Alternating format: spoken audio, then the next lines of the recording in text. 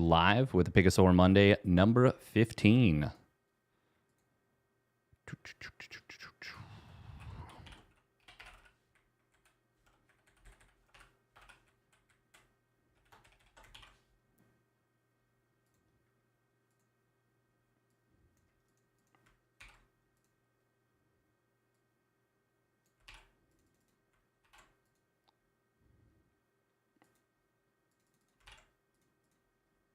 Bracket command updated.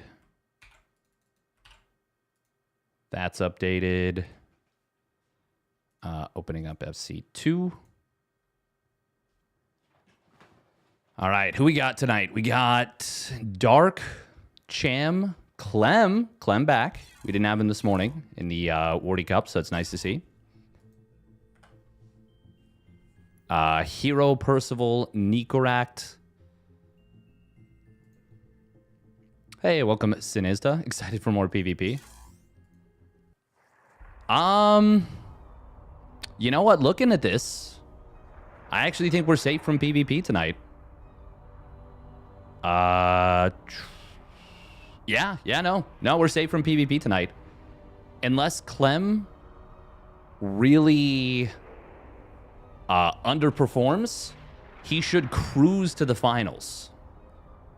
Lemon, Shameless, the two of them will battle it out. It's all about the PvP, right? I mean, that's what we're here for, isn't it? That's what we're here for.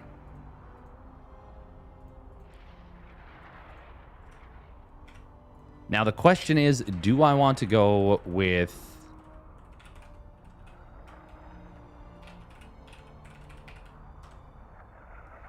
do I want to go with Dark versus Hero? What's the point of the latest patch if we can't guarantee PvP? It's a good point. That is a good point. What are we even doing here? What are we even doing here? What else did I have to do here? Oh, gotta open up the YouTube stream.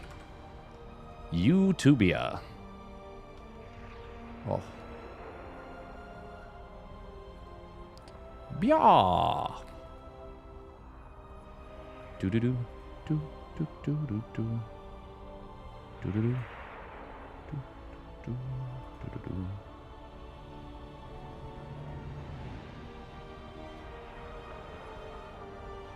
Oh man, my hair's got this big old cowlick in the back. Oh, mute myself. So I don't want to hear me. I don't want to close my eyes. Dark versus Hero first round. That sounds like a good starter. It would be. Yeah, man, this hair. Oh, so I had a little nappy nap in between. Not for long, but for a little bit. And it has messed up the hair a little bit. A little bit. Yeah, now the question is, do we want to... Well, what do we want to do here, actually? What do we want to follow?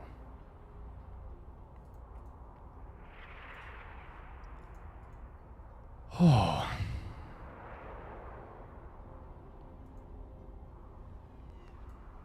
What or whom? Whomst?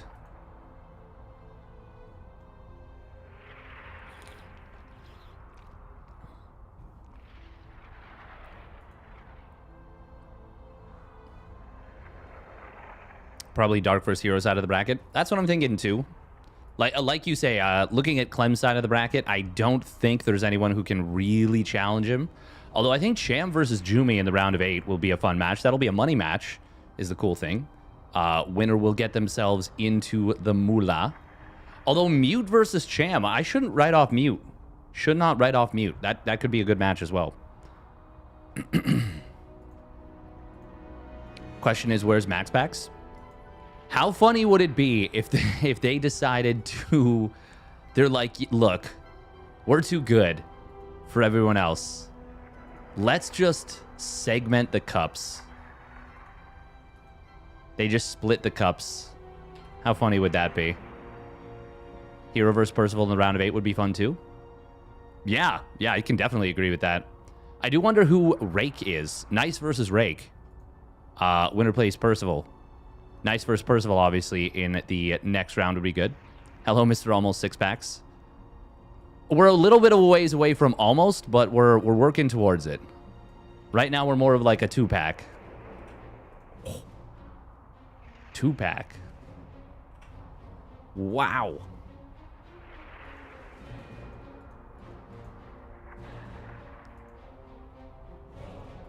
Wah, wah, wah, wah, wah, wah, wah, wah, wah. Do, do, do, do, do. All right. Yeah, let's see if we can grab Nice versus Rake. Unless they've already started, which is possible. It is nice to see, well, Nice playing a little bit again. He's been an extremely strong player recently.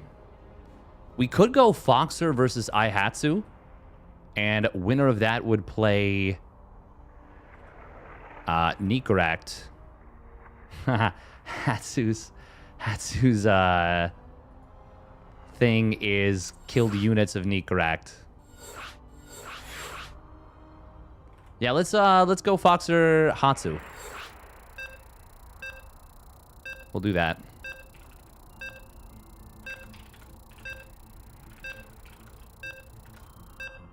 That'll be a TVZ to kick things off. TVZ best of 3, round of 32. Foxer's a good lad. I can borrow 2 of your 8-packs so I can have a 4-pack. Nice! Doubled up the pack. Let's go. Let's go. Let's go. Actually, that would be... Oh, wow. We got Foxer playing a little bit of Proton. Doing a little bit of cheeky off-racing. That's what we need more of. More Protoss. Yes. Excellent. All right, here we go. Spawning up at the top right for Kirktown. It is Flobio, also known as Foxer. He is super in disguise right now. Not only does he not have the name we're used to because I got him on the friends list, so it shows as Flobio, but he's also playing Protoss and is in the yellow trunks instead of the default. And spawning down on the bottom left, it is Hatsu. Hatsu for Katsu. All I know is that she is a commentator. That's it. That's all I know. But she did take a game off of someone. And they were pretty good, I think. Yes, she is a part of Platinum Heroes. That's yes. You are right about that. It threw me off because she doesn't have the Plat Heroes in the name. Games. Welcome, SC Crackpot and Mr. Mintler. Foxer is smurfing confirmed.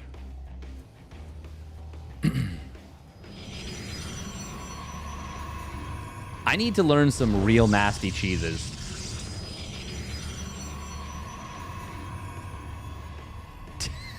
Jeez.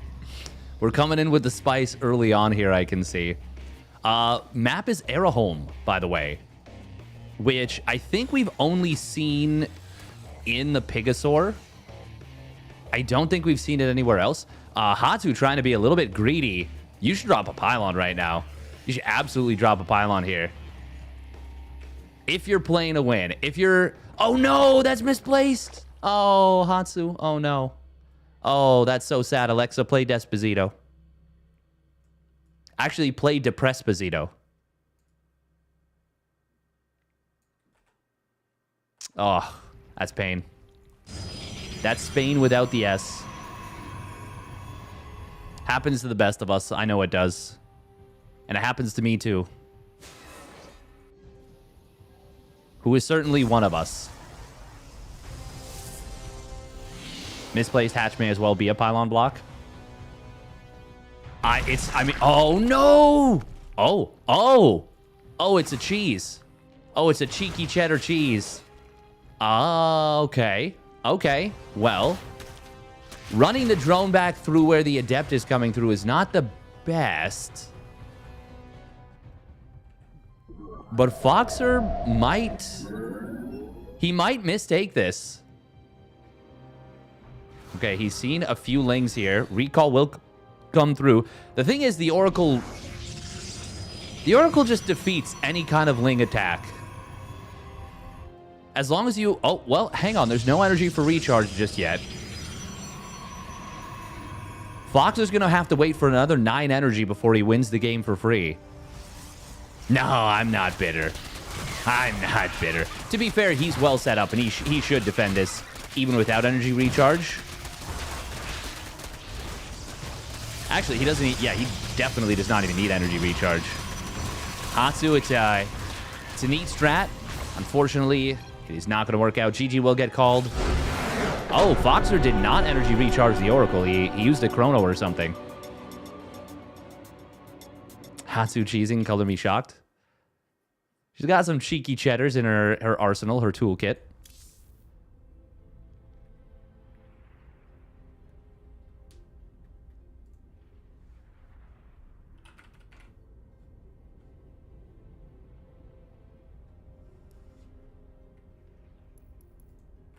Wow, wow, wow, wow.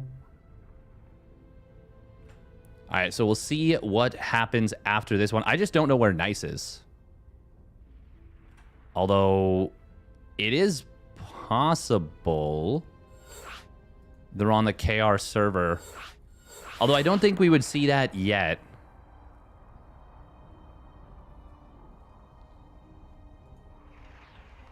Wow, wow, wow, wow.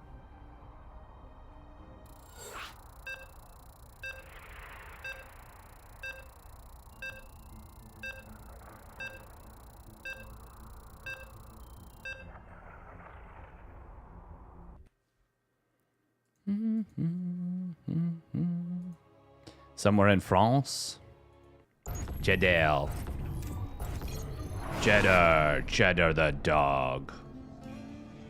All right, let's get into it. Game numero 2. Spawning down on the bottom left, it is Foxer. And his opponent spawning up the top right, it's Hatsu.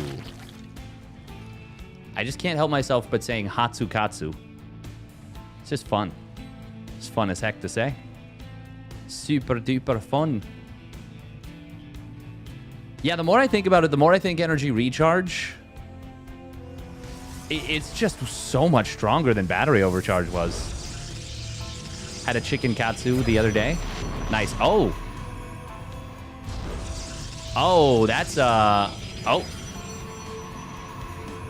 Well. Oops. That's an oops. 13 Overlord. Boo. You got to embrace modernity. Where's the Extractor Trick 15 Overlord? Come on. Get with the times. Foxer obviously canceling the gateway early is very costly. Speaking of embracing things, just embrace the hero inside us all. You know? The hero that's just an absolute psychopath.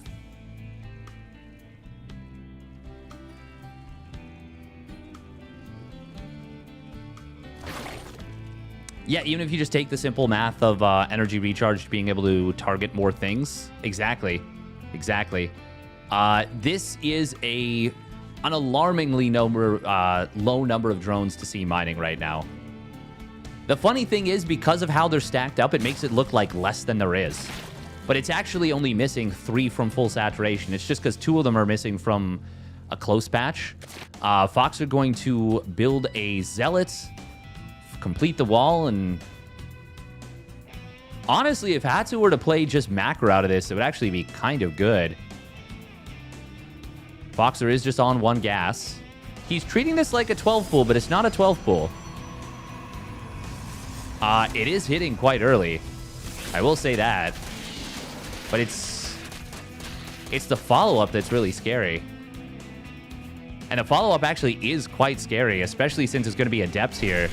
And there is going to be Ling speed. Foxer definitely getting a little bit tripped up here. Wait, surely that Zealot is not just trapped, right? I actually think Hatsu might be able to just win this game. She's going to be able to drop 5th Roach? Or is it going to be... Okay, 5th Roach, yeah. Foxer's not going to have a Stargate. Shield battery is going to be very exposed. There is only the one Artosis, or the one Artosis pylon. Well, I guess it is an Artosis pylon, isn't it? I was just going to say the one pylon, but it is kind of an Artosis pylon. I think if Hatsu executes this correctly, this is going to work. Oh my god, the probe has to, like, push the units out of the way. God, this wall is just... This is just awful. Oh, and he just started Warp Gate. Just now starts the Stargate. I think Foxer's dead. He should be, at least. This is an attack that is absolutely... It absolutely should kill his opponent. Or should kill her opponent, I should say. The him, in this case, is the one that should be dying. And killing his own gateway is going to make it even worse for that.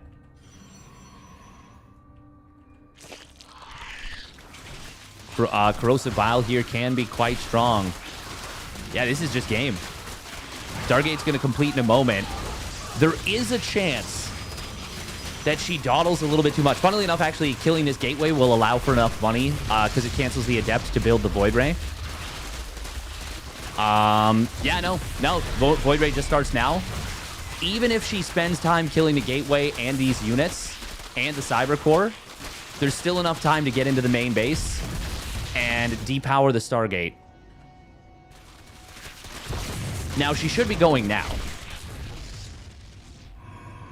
Even if the Void Ray gets out, there's still too many Lings. Oh, good job from Foxer right there. Yeah, the probes should... There's a chance Foxer actually survives. Oh, this is not the fight. This is not the fight. Yeah, the probes just get massacred. There's way too many Lings. Probes can actually do very well against Lings when it's, like, 2-to-1. Probes versus Lings. But that was, like... I think that was, like, 1-to-1. And in that case, the superior DPS of the Lings is absolutely going to shred. Also, the fact, of course, that the probes can be stacked up and occupy... I mean, you can have an infinite number of probes, in theory, occupying the same space. But Hatsu comes in with the cheeky cheddar. Gets her win. Well done.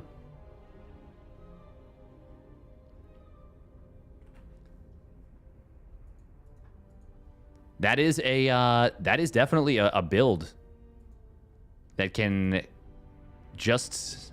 It can just kill. It can absolutely just kill. Now, will Foxer stick to Protoss for Game 3?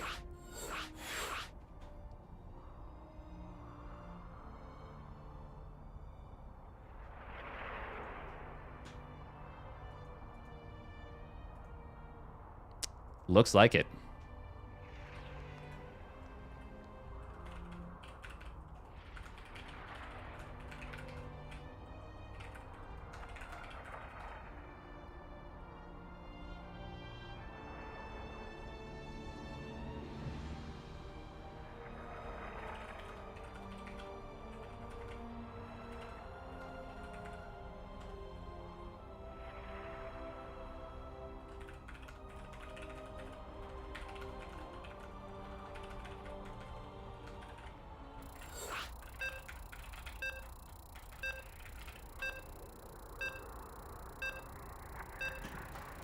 Yeah, Foxer's asking if that's like a weird... Oh, he is going to be playing Terran. Okay, so he's not messing around now.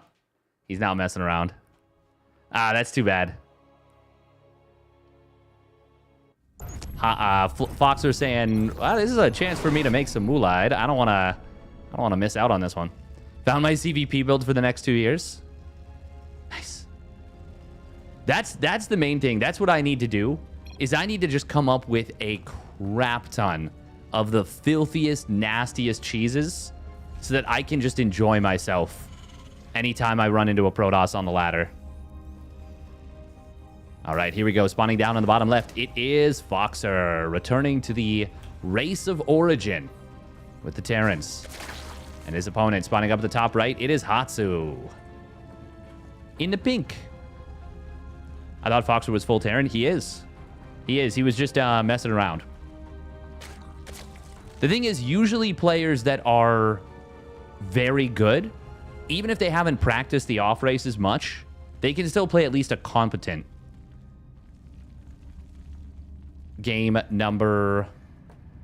Or a competent off race. I will say usually not. That usually doesn't apply to Zerg. Because the race just plays so differently.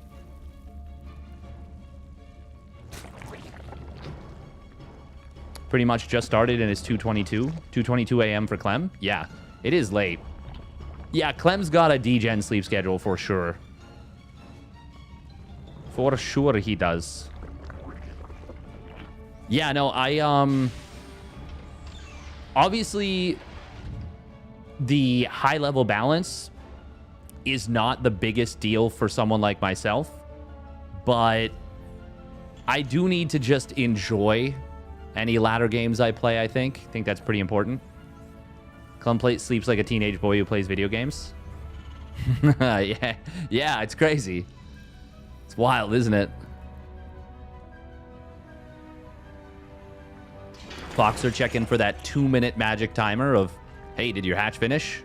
Yep, it's 2 minutes, it's done. Just become a full-time cannon rusher. Would be neat to learn. The things that make cannon rushing strong, though, I am not good at. And that's like the instant split-second decision-making. That's what cannon rushing... It is unironic. The thing is, it would probably be really good practice for me to get good at that kind of decision-making. Foxer is going to be able to pick off at least one laying. Ooh, can he get another? Yes, he can. Nice target fire. Hatsu. Oh, please cancel the spore. Oh, don't do what I do. Don't do what I do. Please cancel it. Oh, please get your money back. No! The drone wanted to live, but it doesn't get to. Ah. We're Spore Crawler rushing now. I've done that before. 100% I have. I can do split-second decisions, but only the wrong ones. Of course I know him. He's me. Yeah, that's me. All right, there it is. There it is. The Rochi Warren. The second gas. It'll live on to shoot oracles.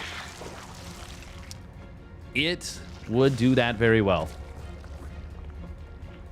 My sister has a 100% record with 50-50 options. She's always wrong. You know, there's actually incredible value there. You just always do the opposite of what she does. I was just going to say Overlords. Overlords are late right here for this Roach Warren. Hatchery will finish. That's going to be 6 supply granted, but that is not enough to get this attack rolling. And, well, to be honest, this is just very bad right now. Oh, no. Oh, this is going to be a bunch of dead drones. And the scout on what's happening. Oh, Oh, that was a really bad grenade right there from Foxer. Actually knocked back 2 of his own Hellions after he was already through. But it's fine. It's more than fine. This is going to be quite a bit of damage done. We actually see a bunker starting up on the high ground. I think with how early he's seen this, yeah, he can hold low ground. He's seen this super early. And he's got a Banshee. Oh, Hellions at the third. The other thing is, Hatsu's also made this hatchery at her third base. Or fourth base, I should say. That's really not good for her. Oh, we are going to see the natural breach. Bunker was not able to finish. And that's... If the bunker had been started at the natural first, and then he started it in the main afterwards, that would have been much better. Hatsu already getting a couple of SCVs down at the natural, but she needs so much more than that. Mule does manage to drop off its payload before it gets taken down. Honestly, he doesn't even need to lift the command center at this point.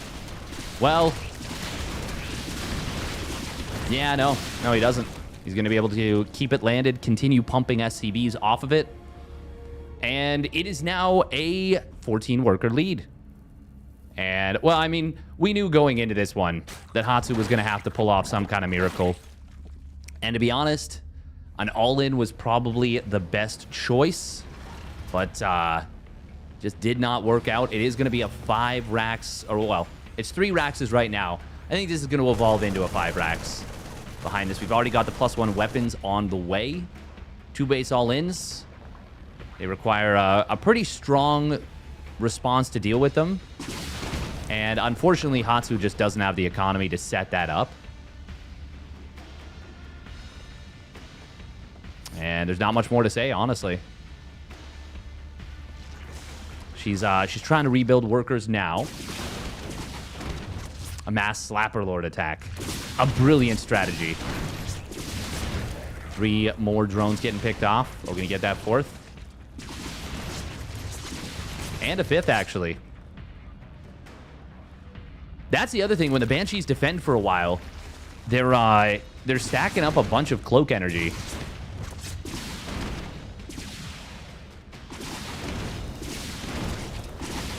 Another 3 drones going down. We're almost at a double worker count situation. 1 worker away for Foxer from a double worker advantage. He is building a 3rd command center behind this. It's funny that he stopped building SCVs just at the precipice of that double up situation. Oh my god, 11 kills, 18 kills. These Banshees are cooking. And they're going to get quite a few more Lings on the way through. Another 4 kills. Bringing them up to a total of 33. Third of a century.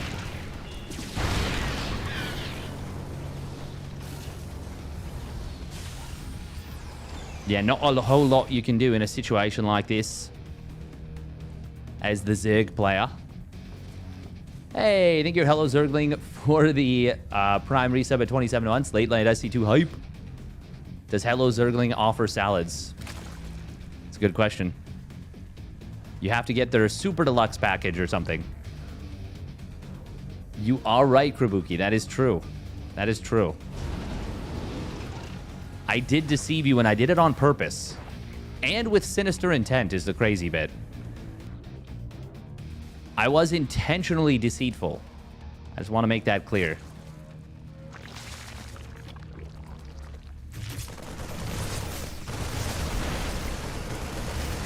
Boxer just going to gun down the hatchery here. He is dead.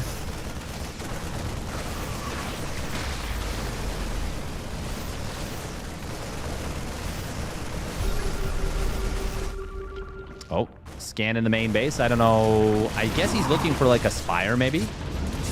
Nice hot pickup there from Foxer. Gets out with the 2nd medevac hit.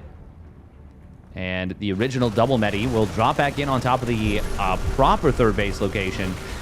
Might even grab a couple drones. No, doesn't look like it. Actually, Banelings get a couple of connections. But, I mean, there's just not a whole lot you can do here. Oh, medevac of the natural even surviving. Yeah, it can take a while before we actually... Oh, never mind. Never mind. It's not going to take a while. This push will be death. Hatsu did take a game off of Foxer's Protoss, though. She's got that going for her.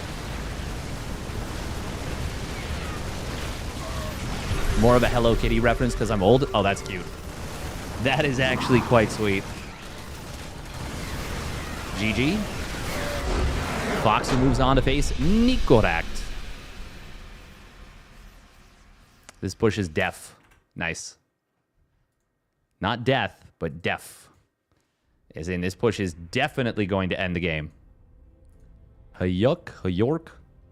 Ooh, Percival, nice. Is that happening right now? We want that if it is. We really want that. Go, go, go. Authenticate. Do it. Do it, you cowards.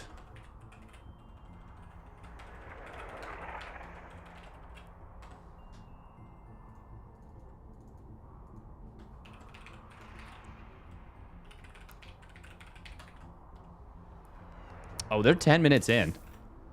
Oh, they're deep into this one. Already. Oh, nice is streaming. Wow, look at that. Nifty.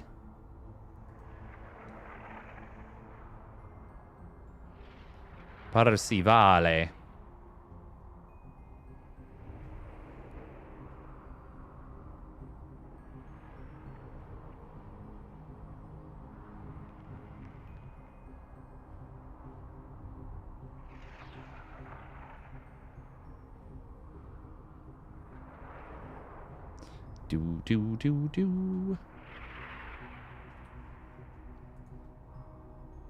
Cham versus Mute, also good. Yes, that's a good point. That is a good point. I do think we probably want to stick to the bottom side of the bracket. We can go for Nikorak Foxer.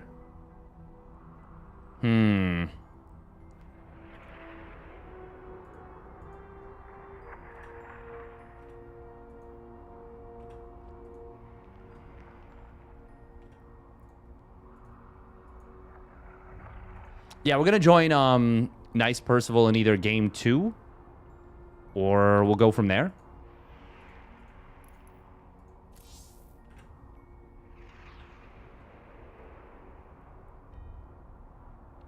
Yeah, that's totally fine. Hello, Zergling. You don't have to feel obligated. Obviously, you're welcome to participate as much or as little as you would like. And that goes for everybody.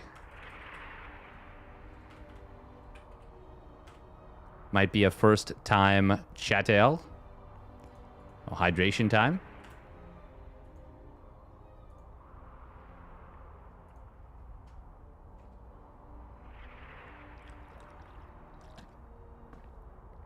Bottoms up, as the kids say. Do they say that? I don't know. Here we are for a pint and a prayer. Has anyone watched that Mitchell and Webb look?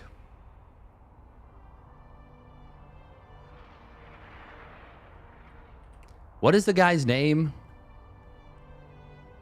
I just like to waterboard once in a while.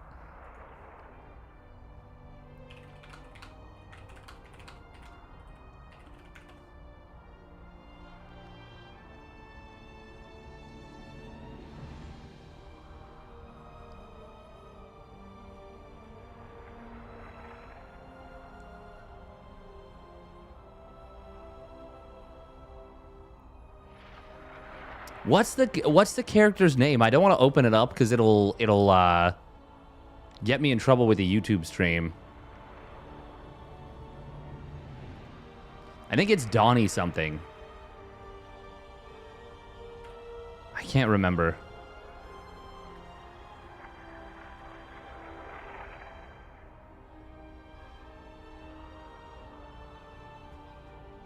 Deeply concerned with the fluid intake. Deeply concerned.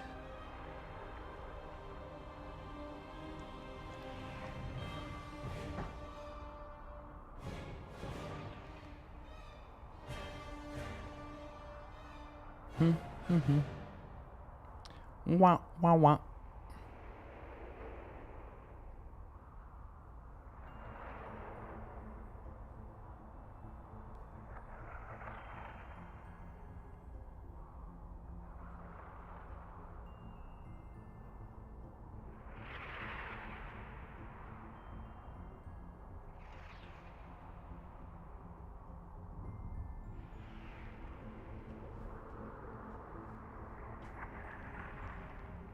Shield batteries are cracked.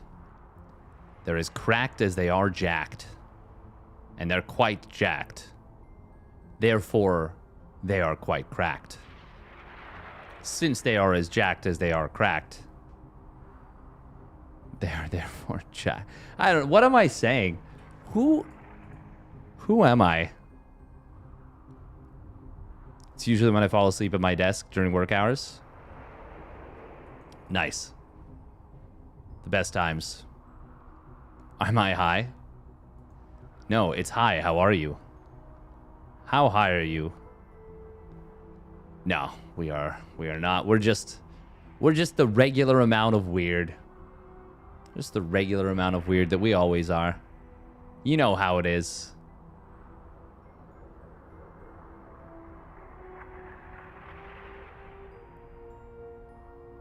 I think Knights might have just realized he doesn't have extended thermal lance. He tried to shoot a building and it didn't shoot. And then he kept pulling the Colossus back and then sending it forward and pulling it back again. It was admittedly a little funny to look at.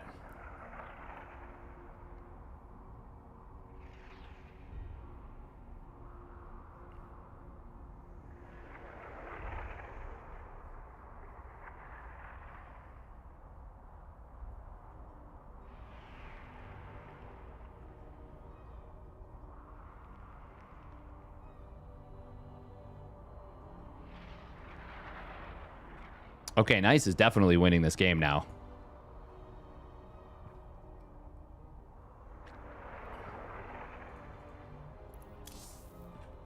Welcome, Kenny Tennyson.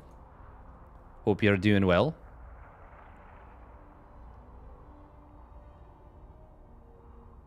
He is winning this game, right? Surely. Oh, yeah, and he's prepared for the base trade, too. Yeah, he's won this game.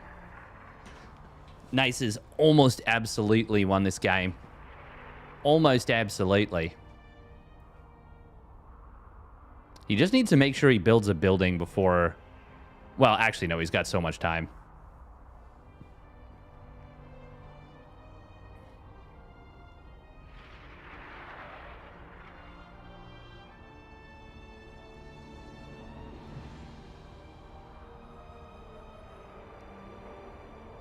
Oh my god, he's going to storm twice to kill a Widow Mine. That's funny.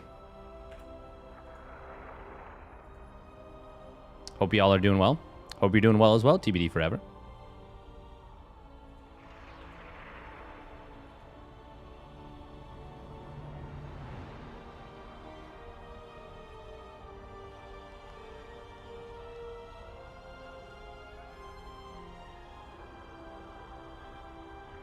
Oh my god, Percival didn't lift his command center. It was a free save. Did he not? Or am I crazy? I think he didn't. Damn. F you, Widow Mine in particular.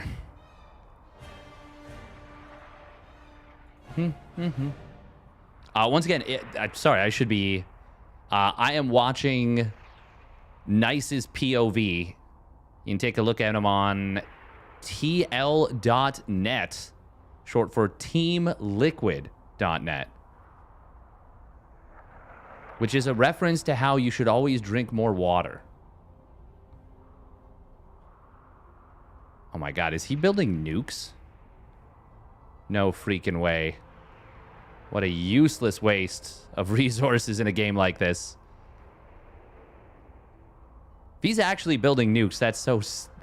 why? Why would you ever?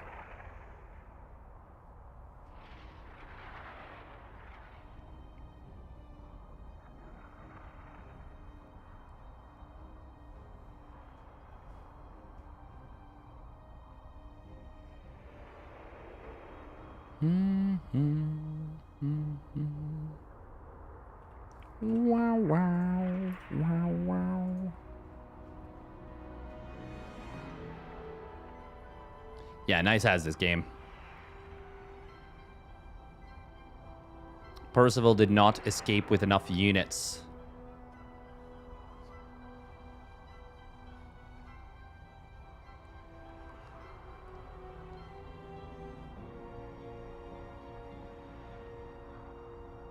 Although Percival's definitely making it messy.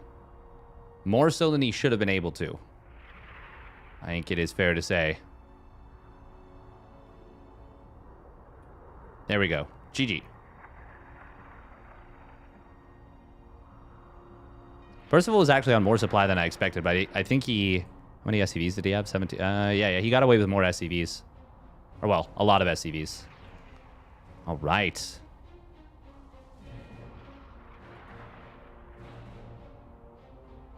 A slow and sort of random take of Radio Steadfast. Yeah. 'Tis true. 'Tis true.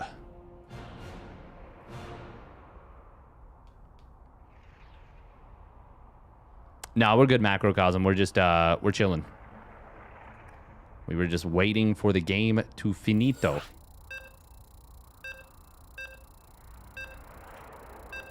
We're going to put who will win game 2. Percival or Nice. Nice is up 1-0.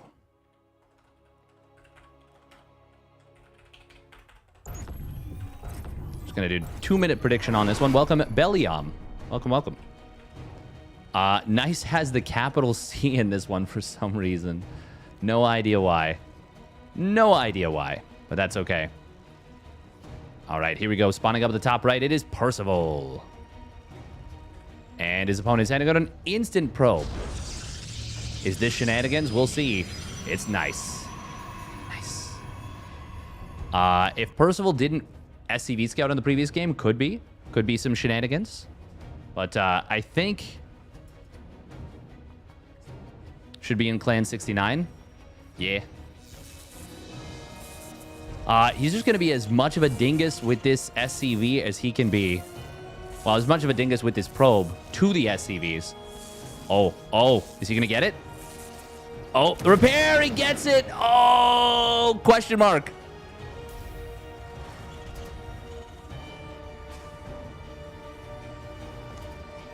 Oh, man, Percival tried to repair. He should have pulled the SCV right away. The probe got way too much damage on that. God, that's such a nice start for Nice. Nice game, Nice. Nice job. Oh, gonna drop a cheeky pylon.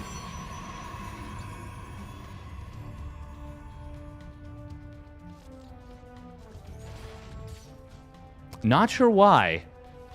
I mean, I know he's blocking the wall, but... Okay, Percival's thinking that there could be a proxied gateway somewhere. To be fair, I would be too. He made the same on the first game? The pylon? Okay. That is a bit of a Niceism. It's just been a while since I've cast any Nice games. Particularly PBT. Nickelcerium, is that a chemical reference? Yeah.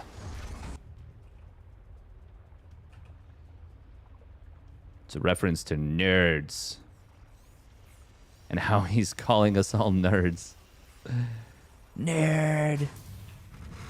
Oh. Ouch, my feelings.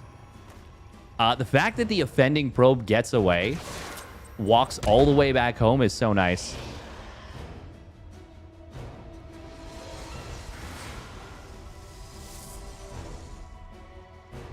I've only cast nasty games until recently. Well done. Now I'm casting nice games. Yeah, I see what you've done there. I see what you've done.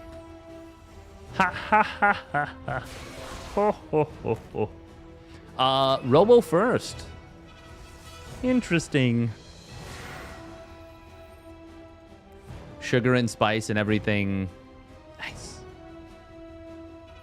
Send in the emus. They haven't lost the war yet. Oh my goodness.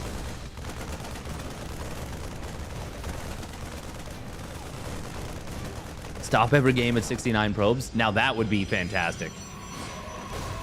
Great even. That should be a... Yeah, that's a Dead Reaper.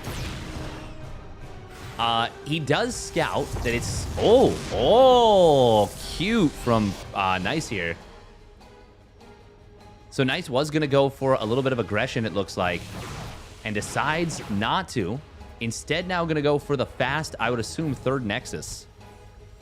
Percival says, I need a quick Viking, I need a Cyclone, I need things to deal with a Prism. And Nice is like, yeah, you should get those. You should get those. I'm definitely not faking this and going to take a third Nexus behind us. Just kidding, that's exactly what I'm doing. You've fallen right into my trap card.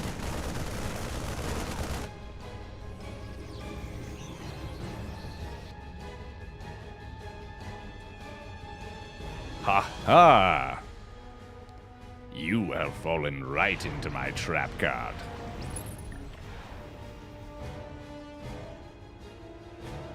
What was that just shot? It shot miss. Oh, it was a hallucination, right? Yeah, it was. I'm here. Hallucination does see the army move out. Those...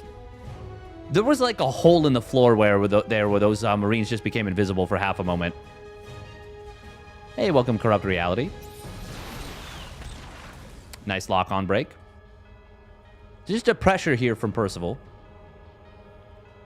Nice, a little bit supply block, but he will get unblocked by the construction of the Nexus. The Nexus point.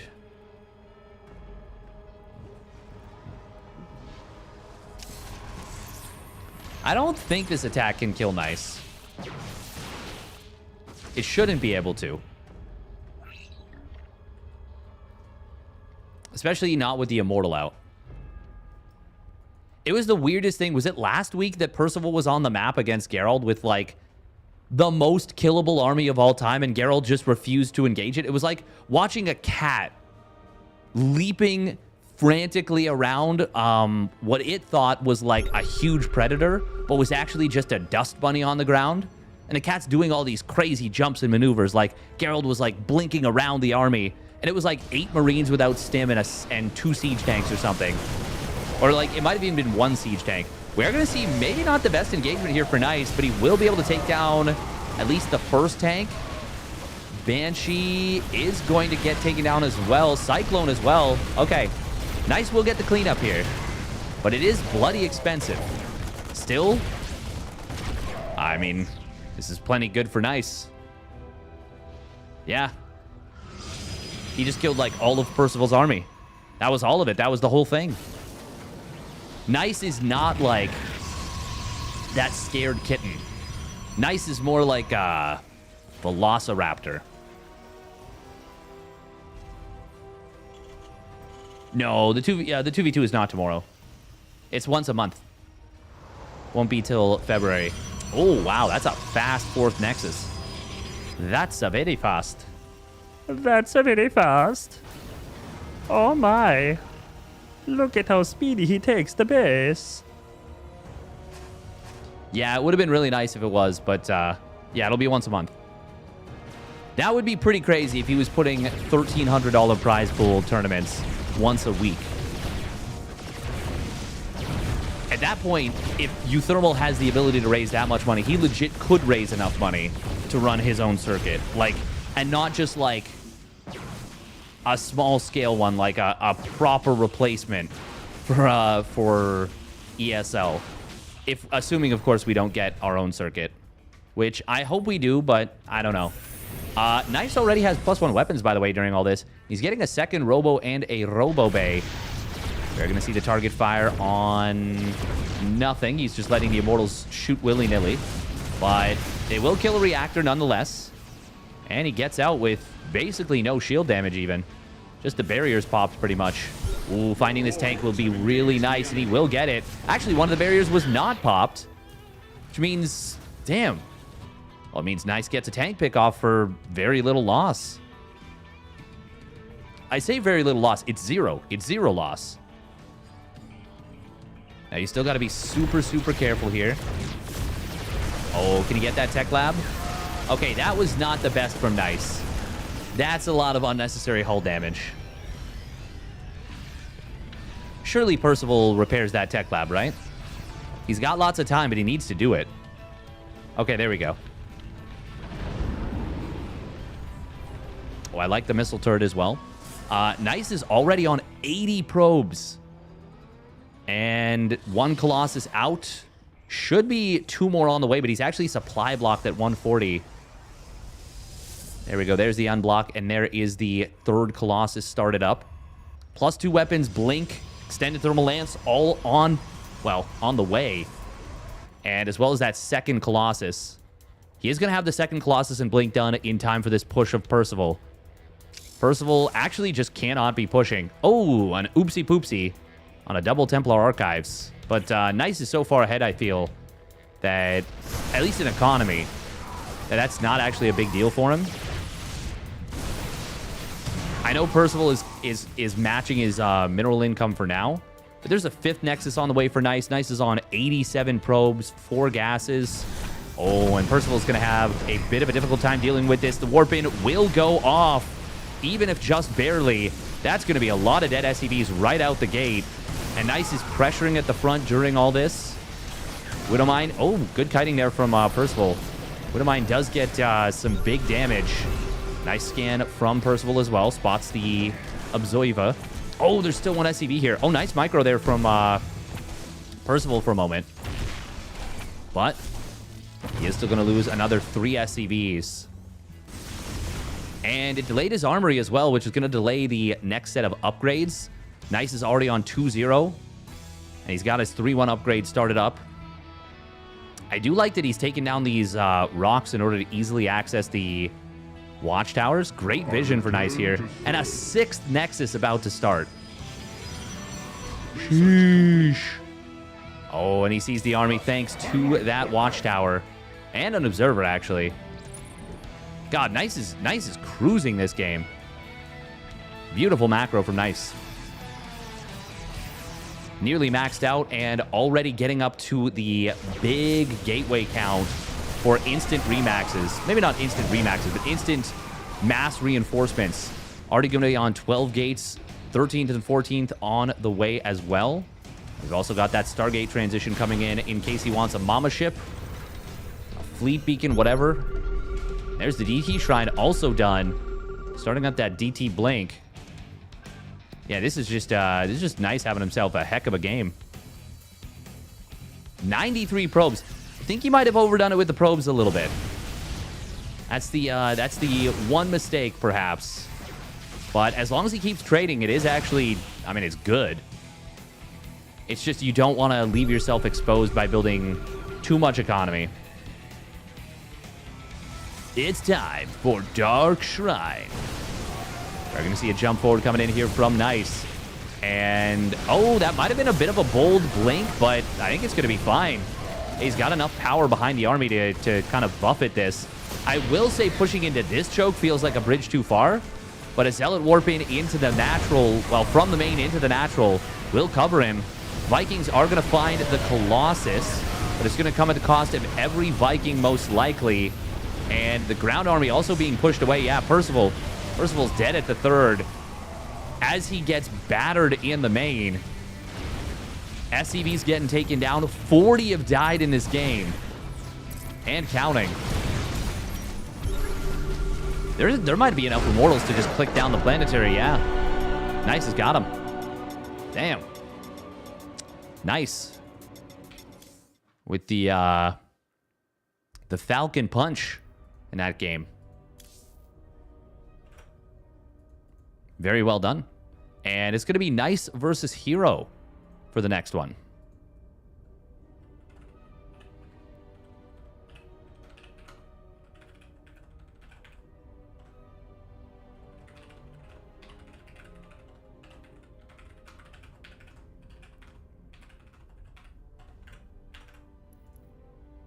Bum, bum, bum, bum.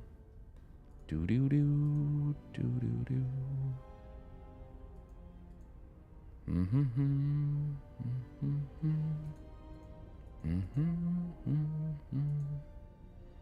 Well, dread it, run from it. PvP arrives all the same.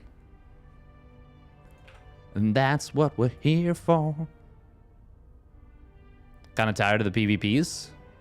No. You just think you are. You just think you're tired of the PvPs. What you really are is wildly excited for them. That's what you really are.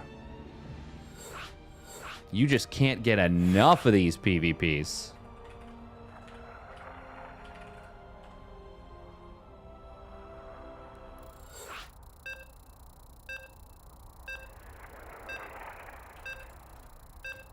I was in the same boat as you. I was thinking, why are they subjecting me to this?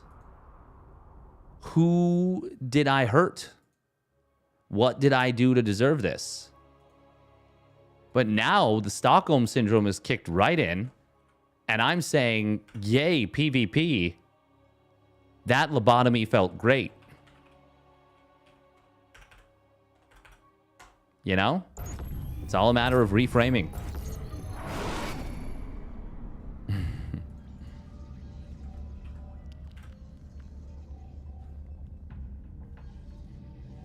The thing that's unfortunate, too, is that we actually don't have any Disruptor Wars anymore, which was actually such a fun time, in my opinion, for PvP.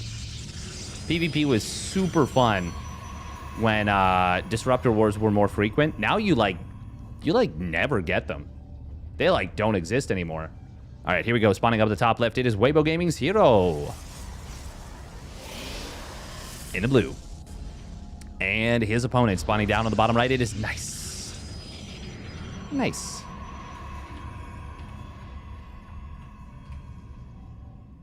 Oh, they made without Game Heart. Okay. Well, that's fun.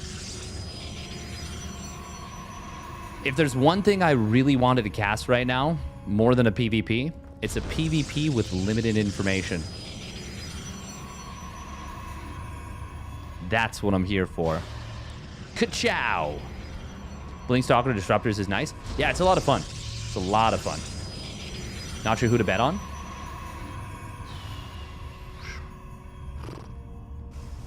It's a tough call. It's a tough call. I mean, I'm sure the odds will be very good on Nice.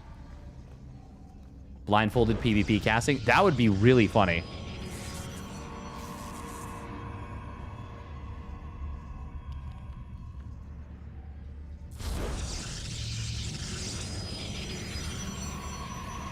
That needs an explanation.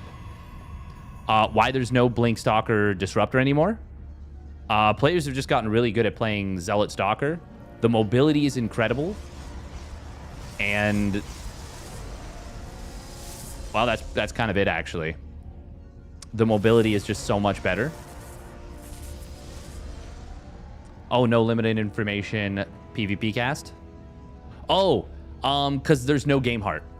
So I can't see... it won't alert me when probes get killed. No, Disruptor Punch is just as hard in PvP. They didn't... it's actually stronger in PvP than it was. Funnily enough. I think it's literally just that players have gotten much better at playing around it. But yeah, no, in the other matchups, it definitely doesn't hit as hard. Still a very powerful tool. But more of a noob check than anything. That's why it's so effective against me. He said with a smile on his face, but sadness behind his eyes. Hide the pain, Herald. 'Tis I. Haha. Nice. Ooh, fast Robo. Out of hero. Let's see if he tries to go for a very early Immortal into Prism push. It's a strong way to play. A mighty way to play. A mighty way to play. At least that's what they say.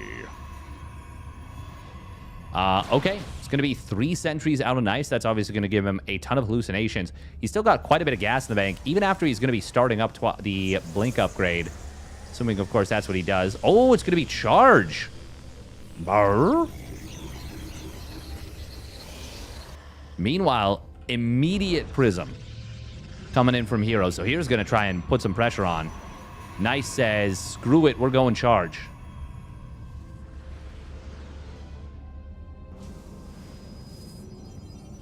Yeah, PvP feels very similar. If anything, Oracles are probably even more powerful than they were. Because of energy recharge and stasis.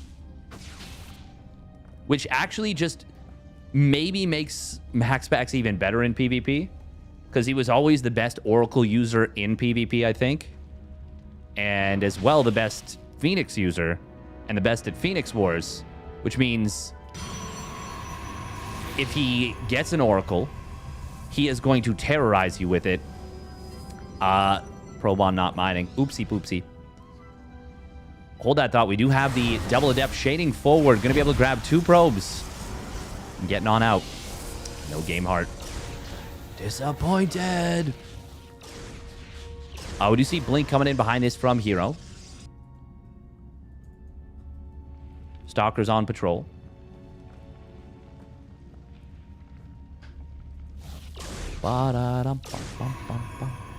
Templar Archives coming in. Think 1 Oracle and 1 Sentry defend a lot. They do.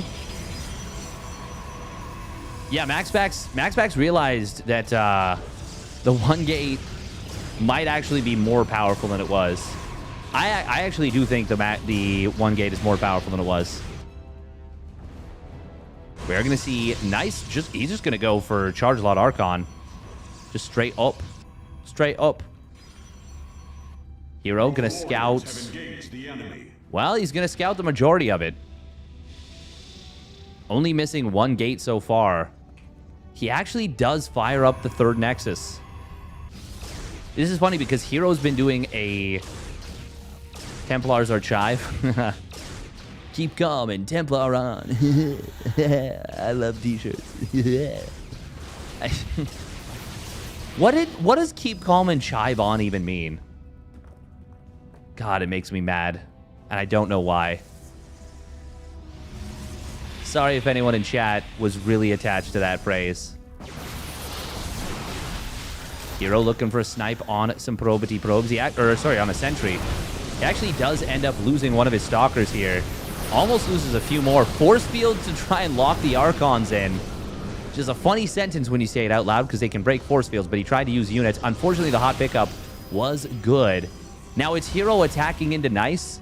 Nice is doing a 2-base all in, but Hero's actually trying to control the pace of that. He does need to back away, I think. Like, it's okay to skirmish with the Stalkers, but he doesn't want to get caught with his whole army, especially now that force fields are empty. Shouting at Clouds live, just like always. Just like always. Some things never change. Heroes never die. You got to be real careful here, Hero. Now, granted, Nice does not have Blink.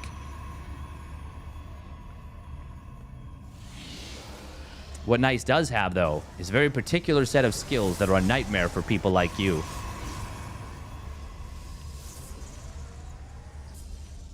Taken. Your third base. Away from you. This would be a really nice pickoff if he gets this pylon. Oh, that's what he's going to do, surely. Yeah, that's 3 gateways depowered in a moment.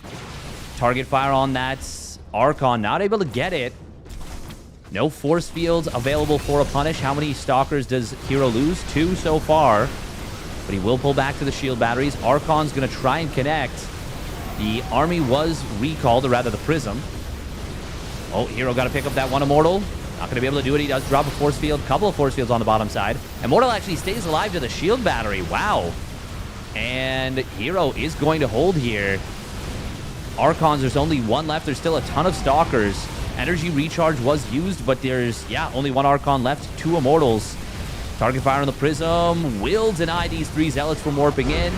And that is going to be all she wrote. That's going to be Hero taking game number 1. Even as he built the third Nexus, he didn't probe it up. And he made the right calls. Easy hold somehow. Yeah, he identified what was going on very early. Yeah. Well done. Well done. Keep calm and chive on is consumerist. Forgive me your money for the unintelligent wordplay. Can you even call it wordplay, though? What does chive on mean? Is it meant to be jive on? Chives are like not an expression. Chives are a food. A garnish even. They're barely a food. God. It's ridiculous. Ridiculous, I tell you. Utterly ridiculous. All right, we're going to run... no, we're going to run any... Chive is a superfood. Oh, I like chives. Don't get me wrong. There's a very popular website and app called The Chive. Oh, really? Interesting. Well, I wouldn't get a t-shirt that said keep calm and read it on. Or keep calm and zwitter on.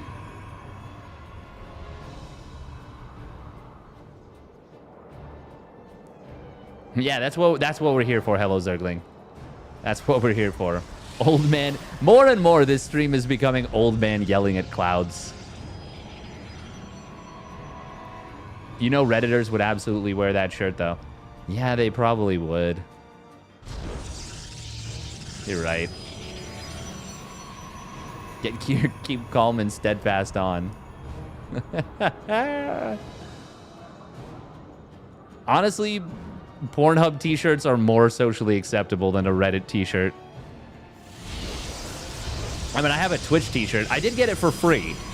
That is an important thing to note, but I do have one. Spawning up at the top right for Weibo Gaming, it is Hero. In the blue. I also don't wear it in public, notably. Spawning down in the bottom left, it's Nice. Nice. See, if we had one that was keep Clem and carry on. Hang on. Hang on, nobody say anything. I'm a genius. I'm gonna make $1 trillion. Keep Clem and carry on. Nobody tell anyone. I'm sitting on a gold mine.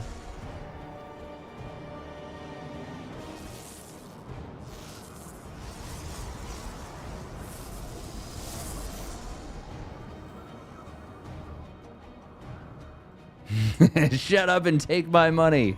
Proxy Robo coming in from Nice. Meanwhile, we got a 1-gate Nexus. We're going to get to see Hero try and defend the 1-gate. And he is building a Robo. That's a good start. Does he fit in a carry-on? Keep Clem and put him in a carry-on. What?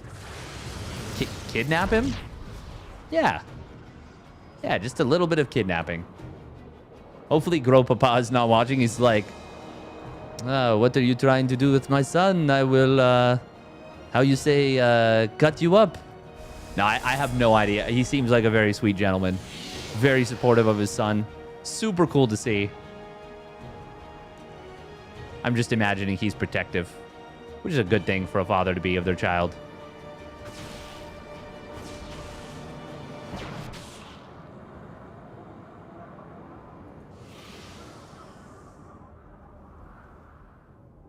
Keep Clem and carry on. God, that's actually so good. Oh man. I should sell that t-shirt idea to Team Liquid.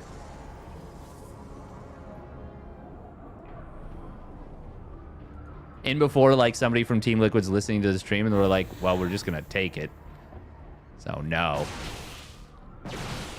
Patent pending, patent pending, patent pending.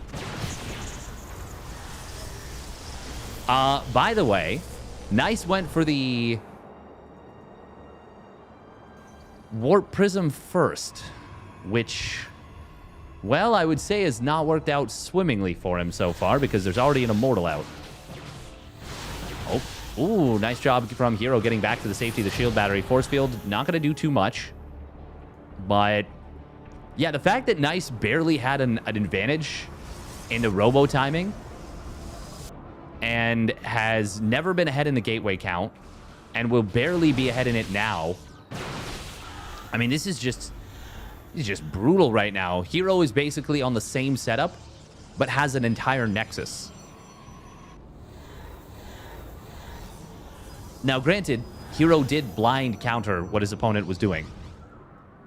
If it had been a proxy Stargate, this would have been less than ideal. But it was not. We are going to see... Oh.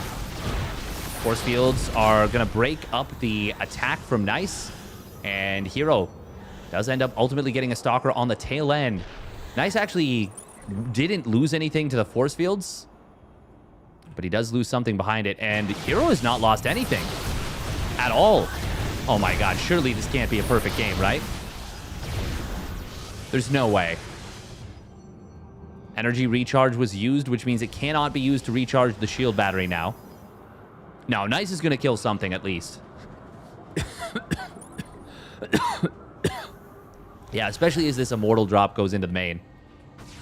Force fields. Oh, he actually just kills the Adept to start. Well, Hero will push this away. Oh, and the force field on the Immortal. He's going to get that as well. It's still a perfect game for now.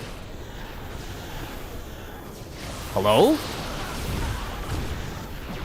No. Oh, he finally loses an Adept. But he's going to win this game. Absolument. Damn. For just a second. I was actually thinking Hero might have gotten himself a perfect game there. And if the Prism was on the closer to the middle of the army, he actually could have juggled the Adepts and gotten that perfect game. But, yeah, obviously, that's not supposed to happen, like, ever. So the fact that it was even, like, a consideration is kind of crazy. Hero's already into the round of 4. This bracket has been speedrun. I guess we are an hour and 15 minutes into it, but damn, that's fast. We zipping and zooming.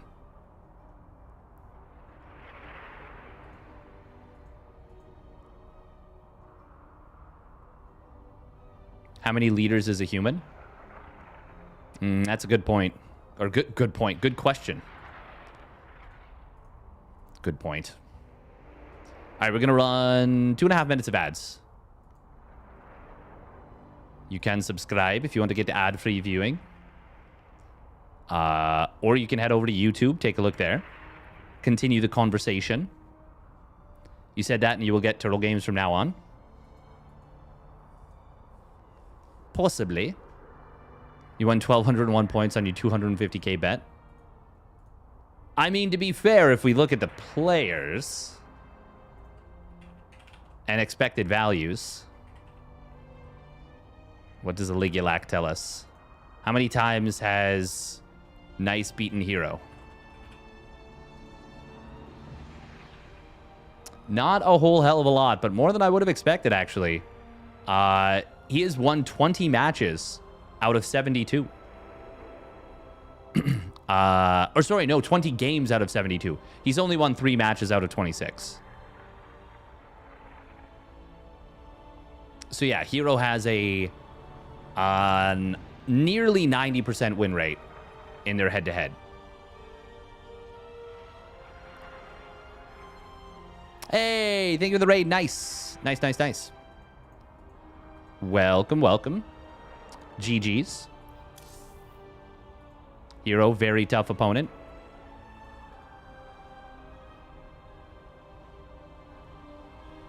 Nice. Did take a 1-1 against him in the World Team League back in 2023. As far as when you're going to win your matches, I'd say that's a pretty darn good time to do it.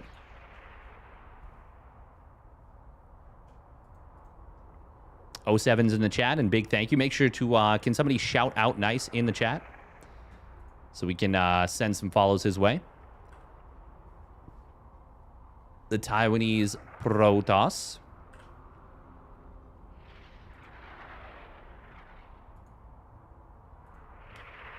Oh.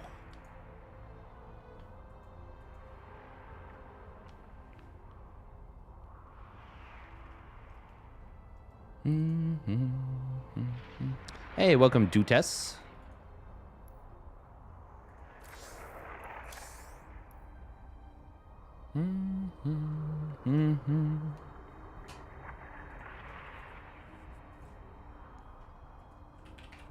Is anyone covering Dark Nikorak?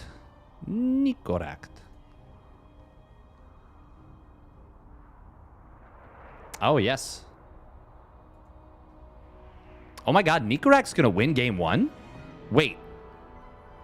Is this happening? No, surely this... Surely my eyes deceive me. Oh, it is 2-2 versus 1-1. There's Ultralisk coming out. Do they have Chitinous? Okay, I think they do. Never mind. Never mind.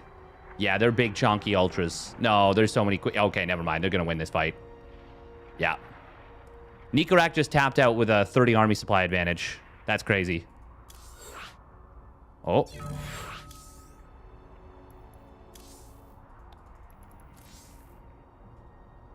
Oh, this is perfect. This is perfect. Didn't realize Ultras were on the way. Bum, bum, bum, bum, bum, bum.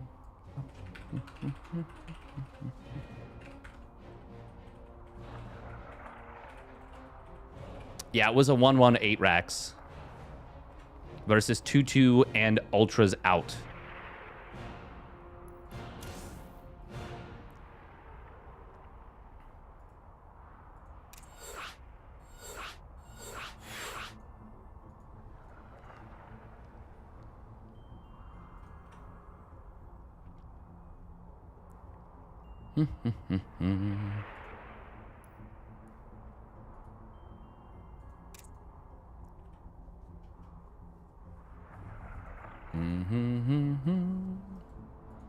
Wow, wow, wow, wow. All right, winner of this will face off against Hero. And hopefully that'll be a good match. Fingers crossed. Fingers crossed.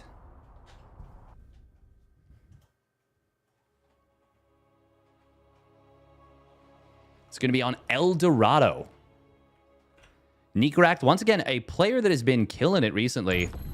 Wonder what is going on with Clem right now, because, I guess Matt and Gemini had themselves a tight series and went to game 3. Maybe that's what's holding up the top side of the bracket. Clem is going to be facing Matt. And then he, if he wins that, which I think it's fair to say probably will, he will face Lemon. And then he will face the winner of Cham and Jumi.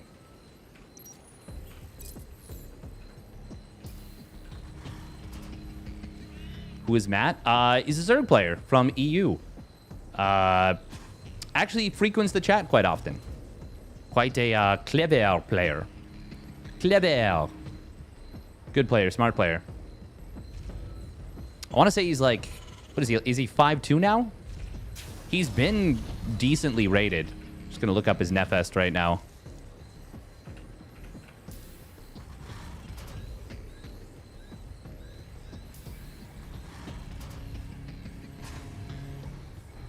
Oh no, he's 4'9" right now.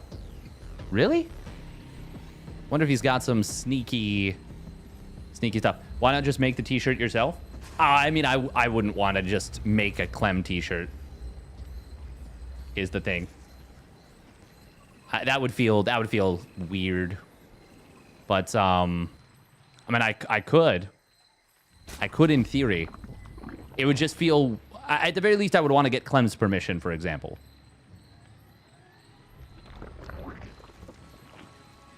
Whenever I think about doing something, I always try and think of, like, how would I feel if somebody did this and didn't ask my permission or something? And then I usually make my decision based on that. And in this case, I think I'd feel pretty weird. I think I'd feel pretty weird about it.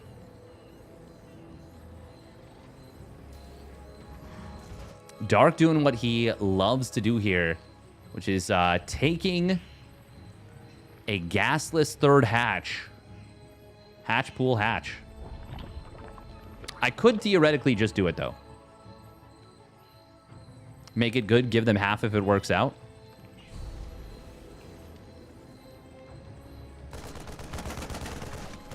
I mean, I would definitely, once again, if I do decide to do it, I would definitely check with the peeps. Oh, drone gets sniped. Oh, damn. Oh, you've done made Dark mad now. You done made Dark mad now.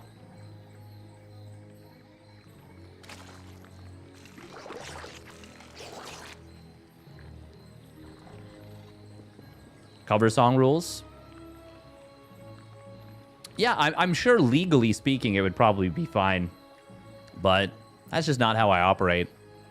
I have a certain ethics code, moral code that I live by. That's just how it how something like this falls within it.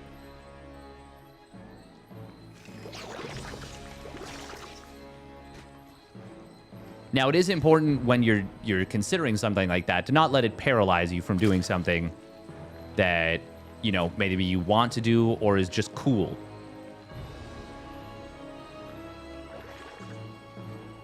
Obviously, Dark gonna mine out these minerals. It is still weird that on this map, the mineral values are different on each side. That is just weird. No creep tumor connecting the main and natural, but you barely need one. Just a little bit of creep where the queens can't move through. It is going to be a defensive Roach Warren for Dark. Obviously, with this gasless 3-hatch setup, you can get a wicked smat drone count. This drone count's going to be wicked smat. Oh, and there's the reverse gold base. Now, will this drone elect to go over here after it finishes mining out these minerals? I don't think so. I think it'll revert, back over to the right.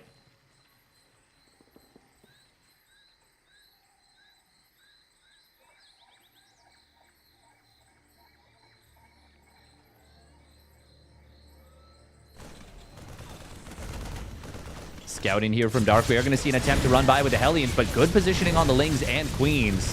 One Queen holds the line a little bit for the rest to get back in, and the Lings body block the gaps. That was very nice for Dark, actually. Just the denial of that move. It is going to be... Oh, no, it's going to be double Banshee, but without Cloak. Huh, interesting. Double NG Bay will be coming in behind this. We do have a second and third barracks. Very, very standard setup. Just a little bit of a wrinkle without the Cloak. But Dark, I mean... Wait a minute, did he get supply... Yeah, he's supply blocked bad. Oh, this is a brutal block. His drone count is super low for where it should be at this point phase of the game. Did I miss something? Nah, Dark just got crazy supply blocked. Crazy supply blocked. That is a brutal, brutal supply block for Dark. He did build spore crawlers in each mineral line here.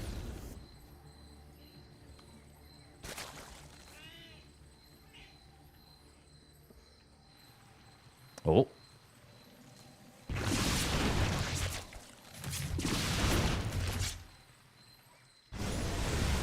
Ooh, drone's gonna try and get away from these Hellions at the gold.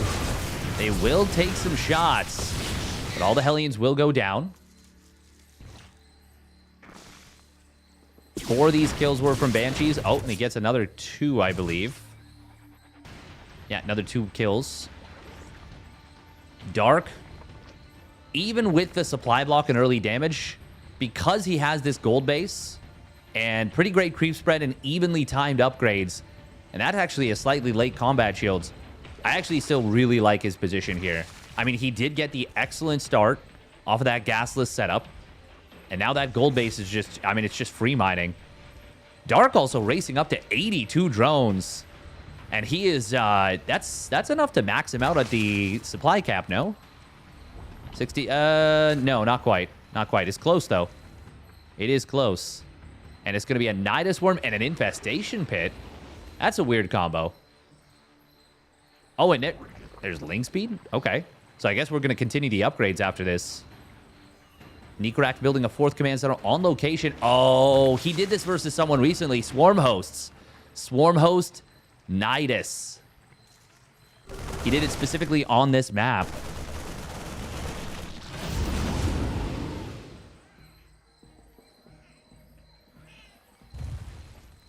Oh, Nidus Worm will get spotted. And seeing this as Nikorak has got to be like a... Huh... kind of moment. I mean, double gold base is just so strong. There are the Marines. Locust Wave going to get launched out. Going to be able to find at least a couple SCVs, surely. No, he's actually just going to trade against the Marines. He's looking at the top side. 2-2 fired up for the ranged upgrades. Nikorak's going to be very happy he kept those Banshees alive. Oh, Nidus Worm in the main. Oh my god, Nikorak doesn't see it. Oh, he's not even reacting. Oh, no. I mean, this is... Well, this is going to be awkward. These Locusts are going to be ready to launch in, like, 3 seconds. Gold base number 2, I should say, is up and running. Oh, both NG bays are going to get instantly targeted down, as well as a pretty decent number of SCVs. Other gold base for Dark will get denied. Well, not denied, killed. Meanwhile, dropping the natural. Oh, that's a lot of Lings here. These are just 1-1 Marines. They do have a good... Well, they have an upgrade advantage against the Lings. And they do have the good healing, but Roach Ravager comes in. Queens as well. They're going to take down both Banshees. And I mean, this is just such a blow. Look at the supplies. The supplies normally would lie in a situation like this because swarm hosts and roaches and ravagers. I don't consider this to be a lie at all. I think this is, if anything, it's worse for Nikorak than the supplies show potentially. Just because there's so much surface area to defend. These locusts are going to be a constant thorn in his side. And the 2-2 upgrades, well, they got denied. Now, Marines are not going to have too much of a problem dealing with these locusts. He gets like 1 Marine. That was less than ideal for Dark. Oh, corrosive vials. No, no, no. No! Wow, somehow that only hit 2 of the medevacs, but it was the loaded ones. Very unfortunate for Nikorak. Now we do... Man, so many hatcheries. 6 hatcheries in production for Dark. He is only on 4 at the moment, so he is going ham. Corrosive vials clear up the frontline tank. Backline 1 gets jumped. Dark might actually just kill him with the Roach Ravager here. Yeah. Nikorak's got nothing left. That's all there is to it. Dark, he doesn't really give you much of a chance, does he?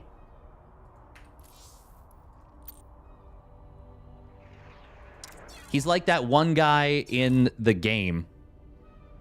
You know him. He has the abilities. Deadlock. He's like the policeman in Deadlock that just charges into you and then smacks you in the head. That's Dark.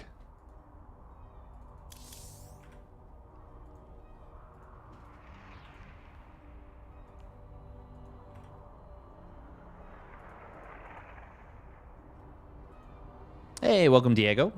Clem is in Korea or something. He didn't play at Wardy's early, but he's now playing. It's like 4 a.m. in France. Clem just kind of has a D-gen sleep schedule, truth be told. He just plays super, super late. And it seems to just be his comfort zone, kind of. All right, Hero versus Dark. Fortunately, we will not have Neon Violet Square or Abyssal Reef or King's Cove. I don't think that I would want to even cast a series between the 2 of them that had that, given the current patch. I still would, of course. But, it wouldn't be my favorite. But at least with this setup, there's going to be some more opportunity for plays on better maps. That's good.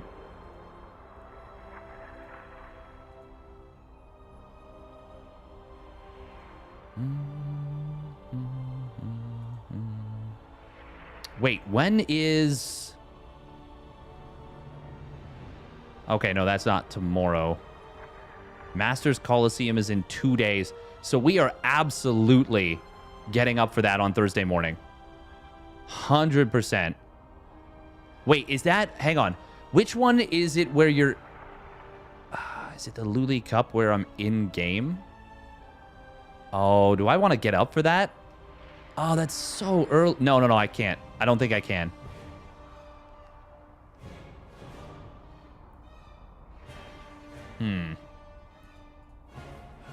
Skillless Solar, Max Packs Shin. I'm interested in Max Packs Shin.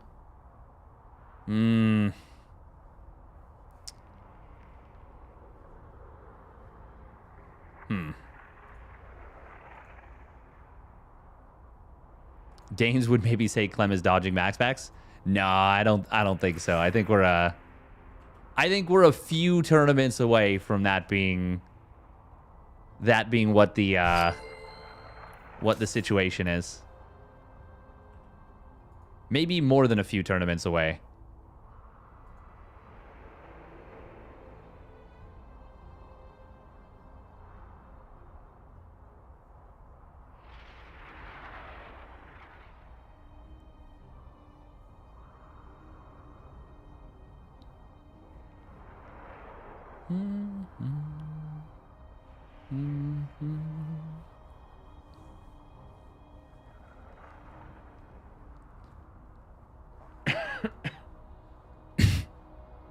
Pardon me.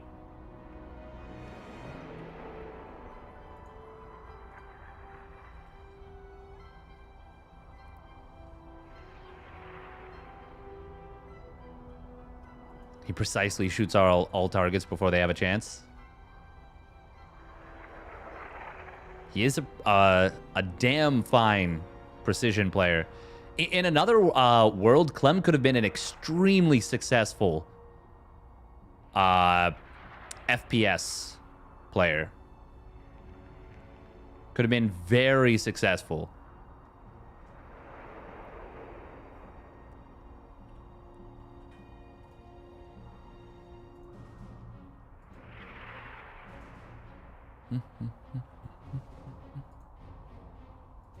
Clearly, Clem should have played League. No.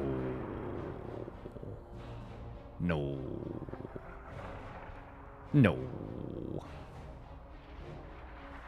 Total waste of talent, but he could play all 5 roles at once. Now that'd be something. That'd be something.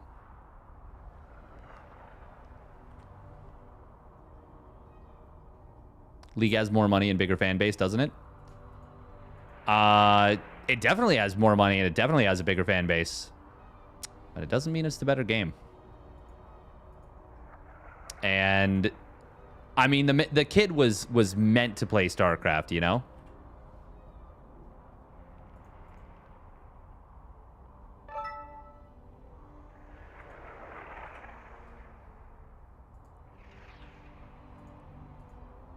Well, we now officially have every single caster in the same series. Excellent.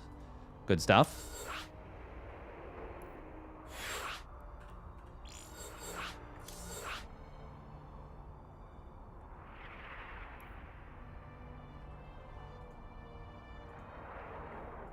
Scarlet played a fair amount of Brood War. She did. She did. She beat Artosis in that one show match, I believe. I think it was close, though. Unless I'm mistaken, it was a best of 7. It went 4-3 in favor of Scarlet. But I didn't follow it too closely. I didn't see the games. But I was under the impression that Artie switched off his stream after a few of the games. Didn't, yeah.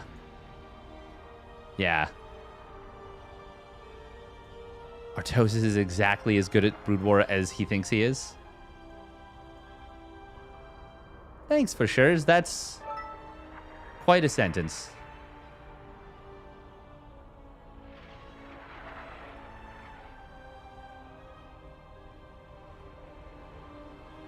He plays every day and has constant data.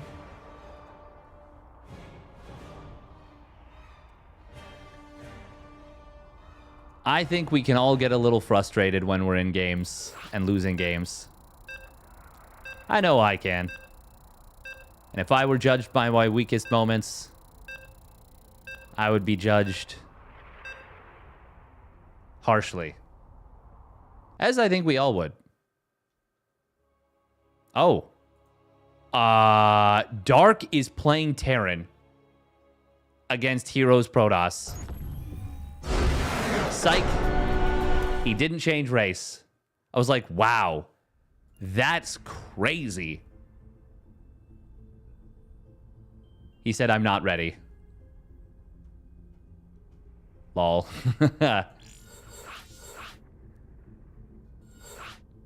Well, I'm glad that he's still playing Zerg. If he did and won, that would have been hilarious.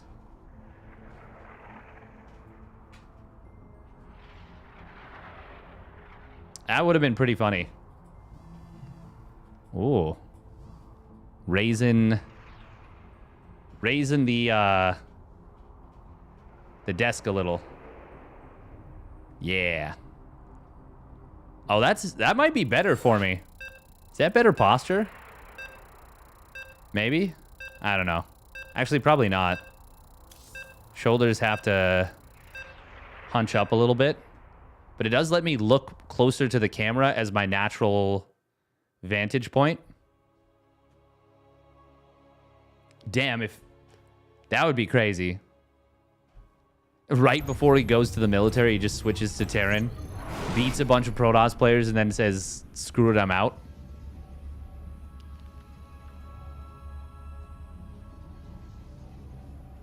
Doesn't even know what the Terran pieces are. I think he might have an idea, but maybe. All right, here we go. Spawning down on the bottom left for Weibo Gaming. It is Hero. In the blue. And his opponent spawning up at the top right. It is Dark. Papa Dark, Big Daddy Dark. Dark did play Protoss versus Rex and beat him with Sky Toss. The highest display of skill, as we all know. Dark could have gotten the hatch down. He's hatch blocking. He's just straight up hatch blocking. Hero should know the timing and should know that Dark could have gotten this down. Oh.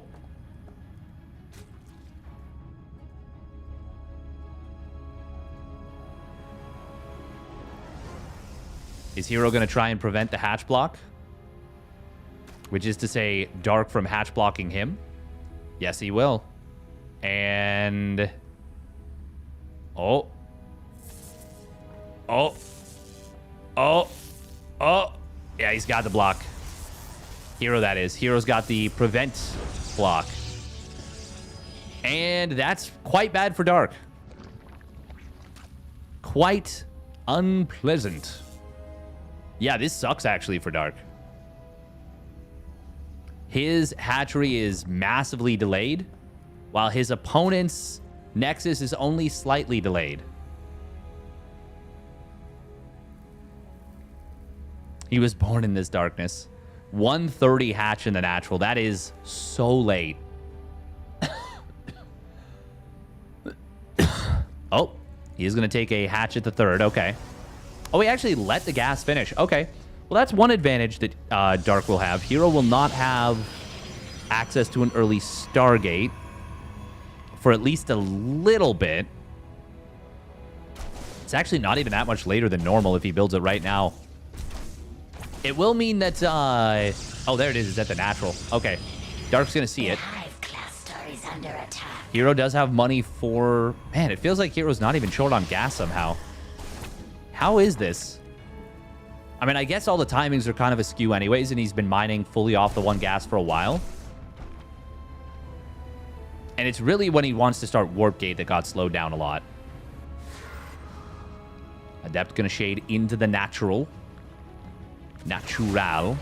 Dark is not yet fired up Ling Speed. Hero with a nice snipe on one of the Lings. Good pullback on the second, though, from Dark, and the third. Ooh. Nice Ling micro. Welcome, Suka Flori.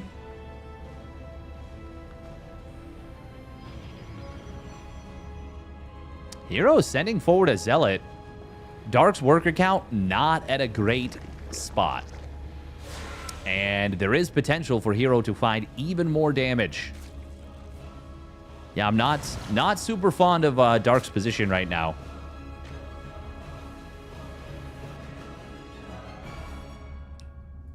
First Oracle is...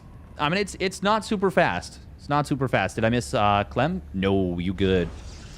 You good. Clem is probably going to be waiting... Well, actually not waiting. He's probably going to join the winner of this in the Grand Finals.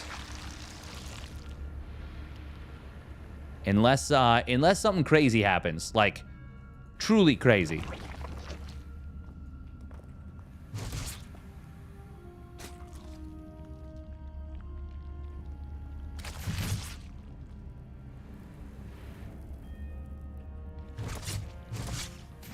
Nice pull away here from Dark. Yeah, good job. Good job, good job. I will say it feels like Hero's third Nexus is not super fast. The funny thing is, I think by time, it's actually like only like 10, 15 seconds late. If that, maybe less. Yeah, probably closer to 10 seconds. But I don't know. For some reason, it just feels like it is to me. But it's not actually. It's not that late. Dark. Very quick layer. No Roach Warren and going up to a very fast 4 gases. Staying on a... Actually, needs Overlords. Okay, no, he's good. He's good. Oh, Oracle comes home to reveal the Overlord. We'll get the kill there. But Dark was already pumping out quite a few OVs. This isn't going to be a Spire, is it? No, it's going to be the Hydra Den. That makes way more sense. Spire would be insane.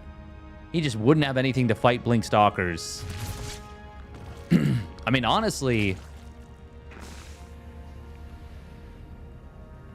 I mean, this is still scary anyways.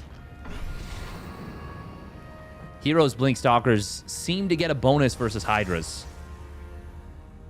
Did you really not get supply blocked? Are we sure this is Dark? Dark is going to be going heavy with this. Hot and heavy. He's actually skipped Spore at the 3rd. Lings at the 3rd base, meanwhile, are going to get pushed away. Hero did go for triple Oracle.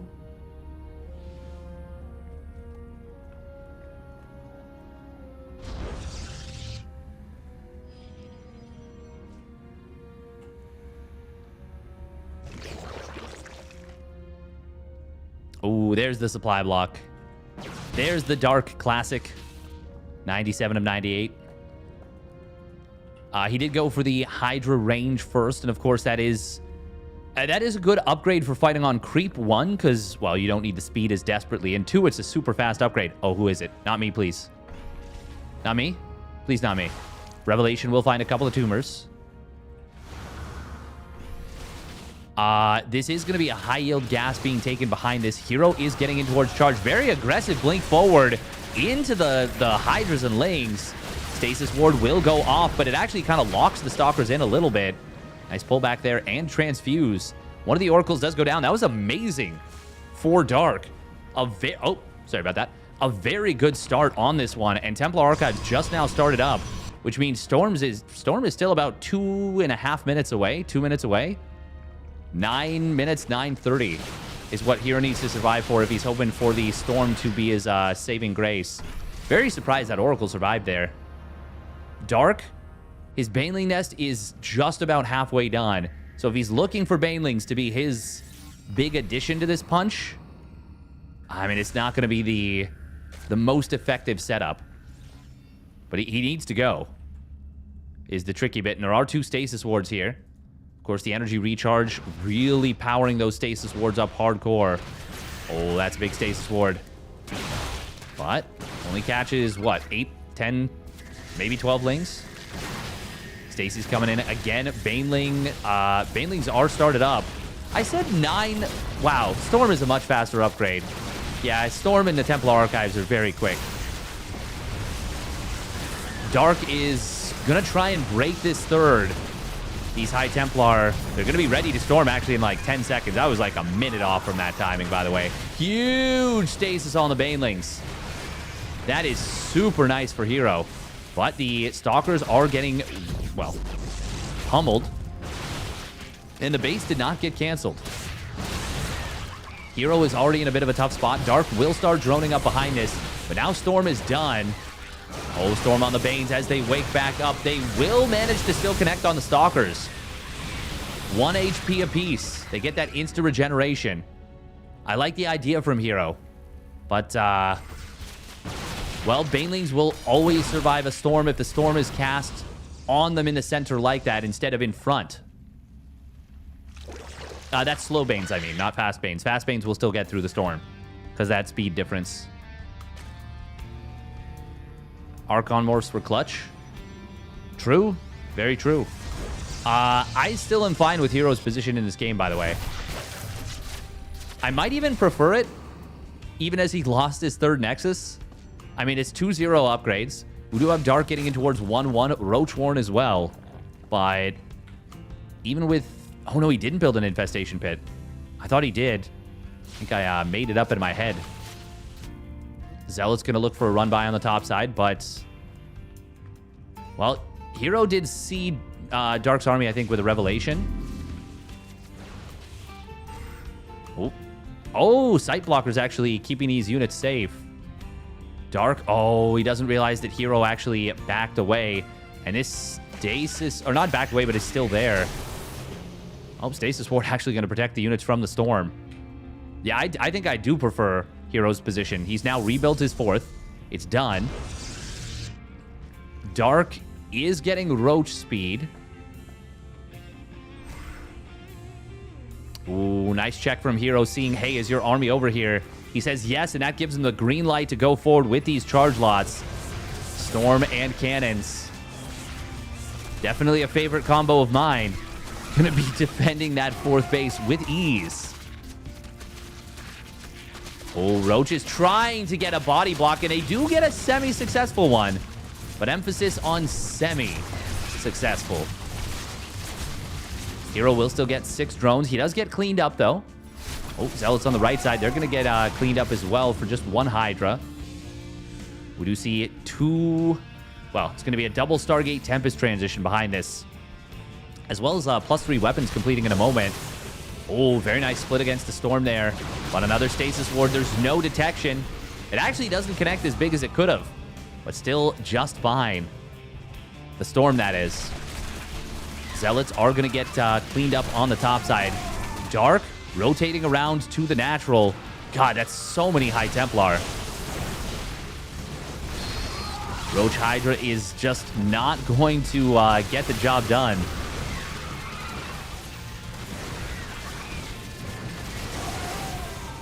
He's going to try. Storm. Oh, Hero not dropping the last Storm. That would have been a really good one. Stalkers are warping in. It is +3 weapons. I think Zealots would have been a very good choice here. But the mobility of the Stalkers cannot be denied. Hero on 83 probes to 59 drones. He just needs to hold. Does not need Tempest either. Can hold with just Gateway units, and those would... Well, those would get the job done. He actually has way more probes than he needs. An extra 10 probes. But better to have more than you need than less. Dark, for his part, he's added on a couple more drones. He's going to add on a bunch more now. Gets a Hive, gets a Lurker Den, and he does have the double attack upgrade. So in this sense, now it's very good that Hero's gone for those Tempests. This army looks very trapped right here. Can it?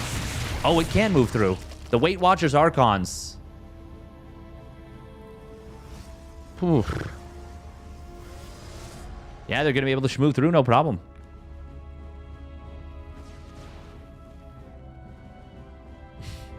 I did notice that an anonymous gifted a sub to Haywood Jablomi. Thank you and congratulations to Haywood. I love Hamlet too.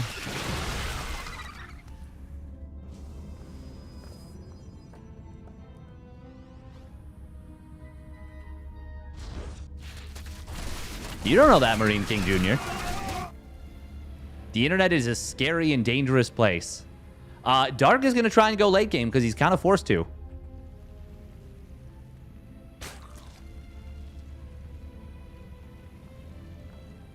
What a time to be alive, truly.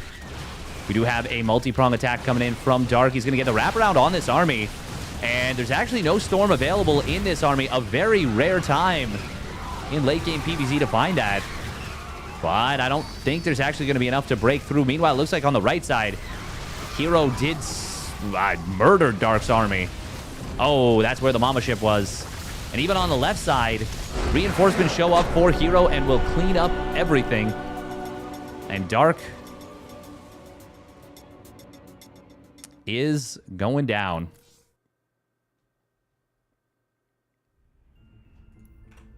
No choice but to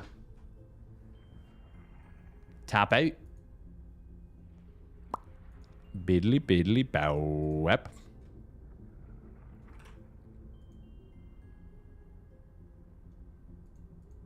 Dark got cooked. I mean, I wouldn't even say he got cooked. It's just, it's really tough. ZVP is in a terrible spot. Hero played well, but you cannot blame the Zerg players right now for struggling in this matchup. He built his hatchery at 130. Oh, for sure, for sure. Absolutely.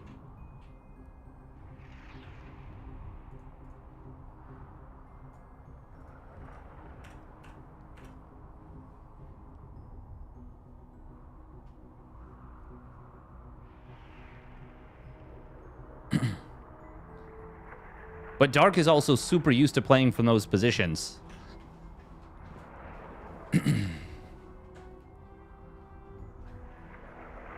And you guys can see what I can see. You guys can see the armies and the mass amount of storms.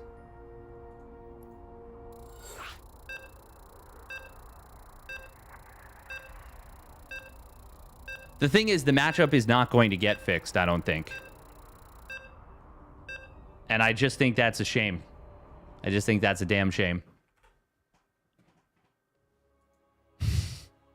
Thank you, anonymous gifter, for the gifted sub to Hugh Jass. Thank you.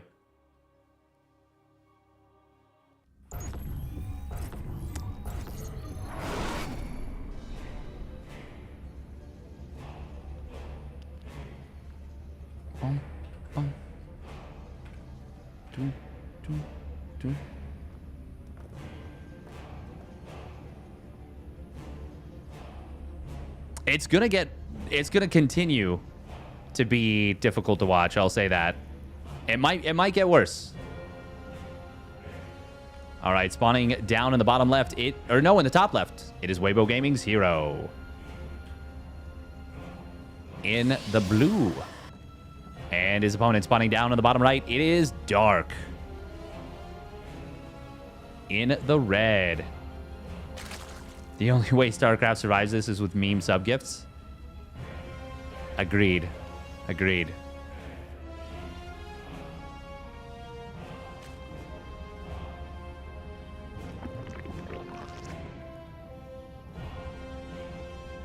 I mean, Benjamin Dover was a close family friend of mine, you know? He's a lovely human.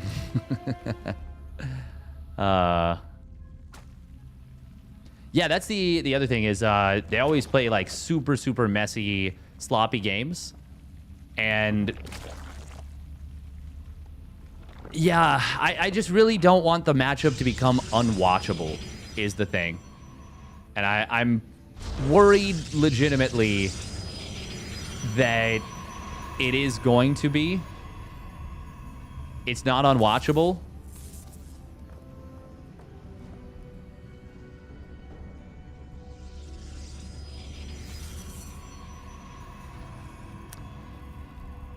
It's... Oh, nice job from here right there. Zoning that drone out. It's going to get there pretty quickly. Watch Dark versus Sound game 2 of their series from KSL Friday night. The thing is, like, I want Protoss to be competitive and I want it to be strong. What I don't want is I don't want the games to feel uncompetitive and feel like there's nothing Zerg players can do, which is what it does feel like once a mothership gets out. That's legit what it feels like.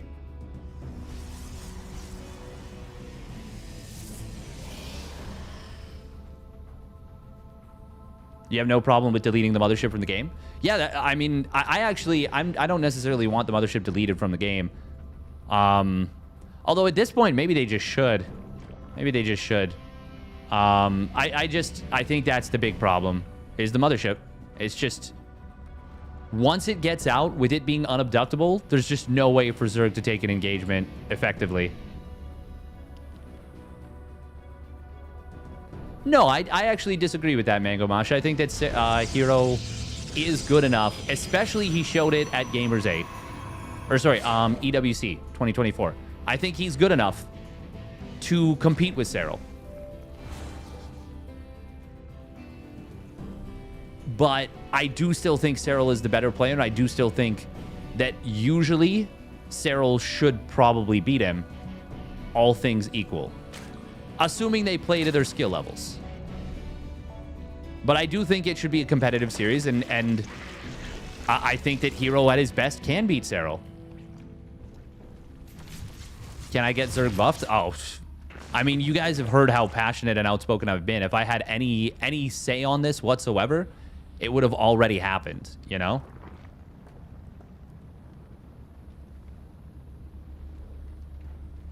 No, he didn't play poorly at EWC. He played really, really well. You're talking about Hero? He played extremely well. His late game army maneuvering in Game 5 on Site Delta was magnificent. It was extremely good.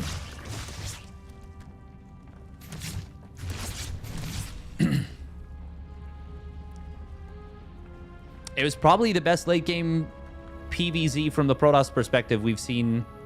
Funnily enough, the best one we've ever seen is actually Raynor versus Serral. That is actually the highest level late game. Oh my god, double forge. Is this real? Are we actually going double forge here? Hero going cray-cray. He going cray-cray. It is going to be +1 melee, fast +1 melee out of Dark. And I think, yeah, Hero has scouted it. Maybe that's why he's going for the double forge. Oh, he is going charge as well. Was it a purposeful double forge? We'll see in a moment. If he doesn't start +1 armor or +1 shields, well, okay, there we go. It is. Yeah, it's a purposeful double forge. Hero. Oh, that was not a great move. Dives the natural, gets 3 drones, but loses the Oracle. That's really, really bad. Really, really bad.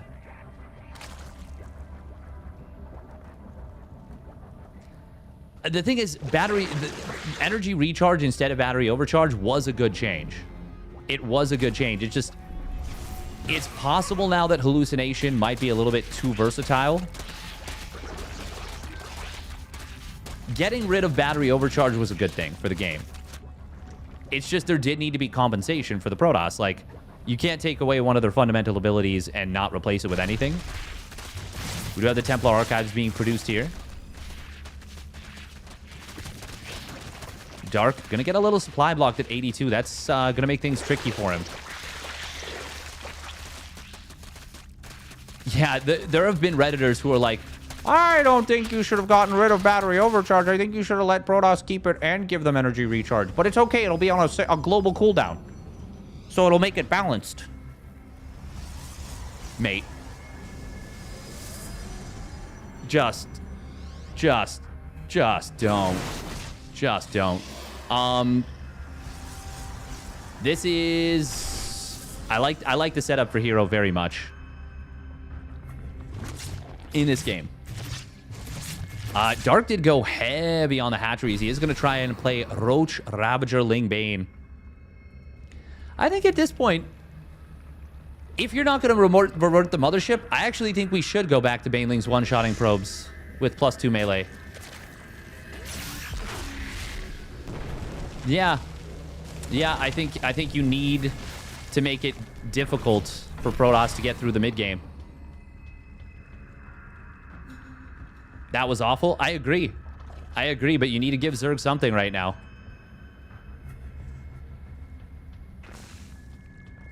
I think the game should be more volatile, but in different ways.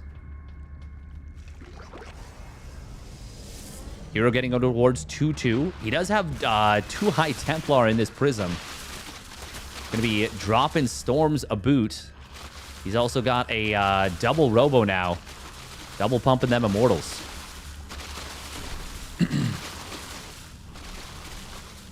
It's because it's one Baneling can kill like 9 probes. No, it was too strong, Bango Mosh. It was way too strong.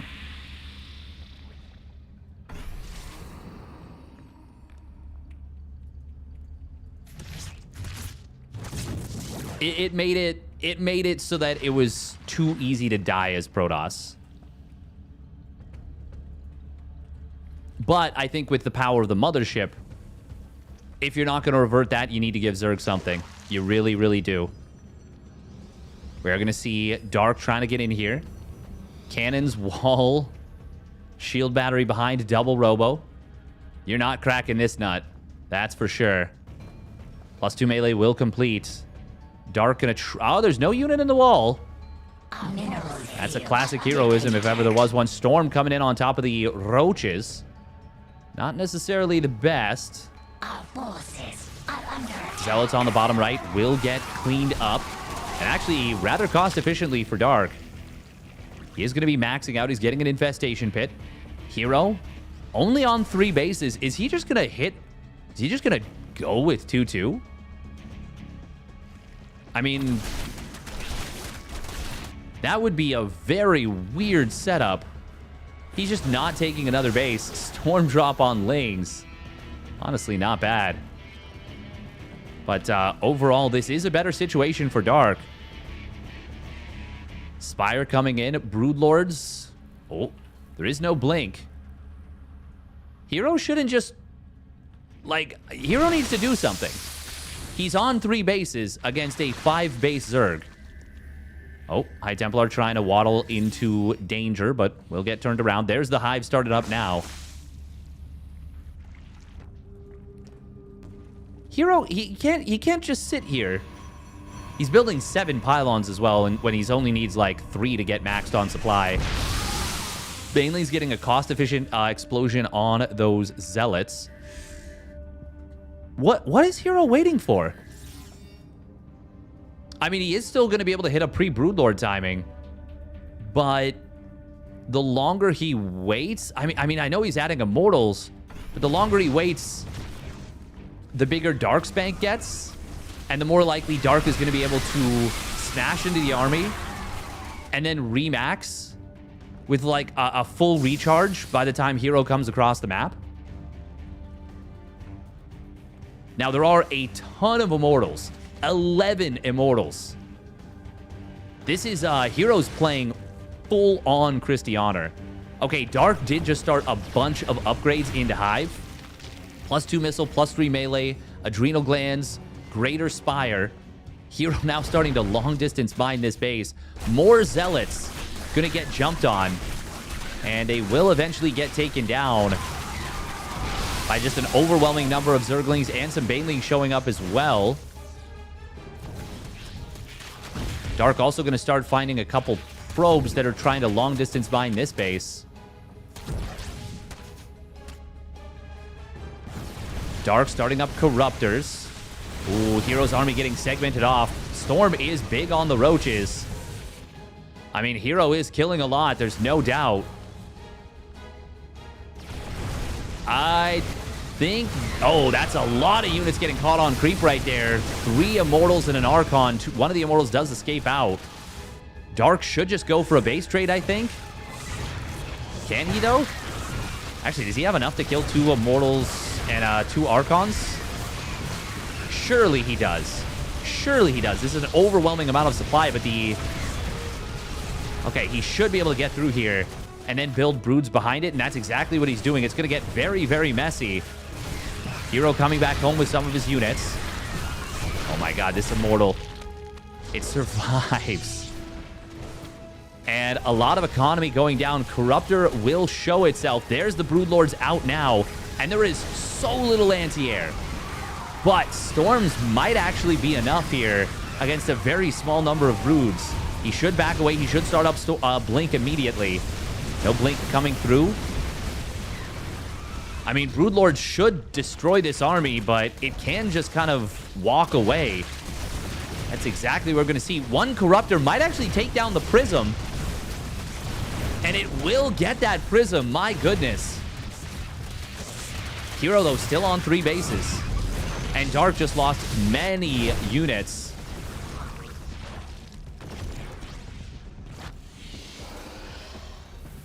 Blink starts up just now. It should have started up a long time ago. I think Hero's still going to win this game. Maybe not. There's a lot of important supply caught up in the right. He did only recall like half his army. I thought this was going to get away. I thought he was just going to walk away. What happened? Immortals will target down roaches. Good job from Hero there. I mean, I think it's still okay for Hero, weirdly. Yeah, there's just, like, no economy for Dark. Oh, and Broodlord's going to get jumped by an Errant Void Ray. Prismatic Alignment. It can kill off this Corruptor very quickly, but he wants the Broods. Eyes on the prize. Now he'll go after the Corruptor. 3 kills, and all of them value. Meanwhile, Drone's getting picked off by just a couple Zealots in the natural. Oh, man, this is Hero still on 3 bases. And this is a Dark that I think is dead on his feet right now.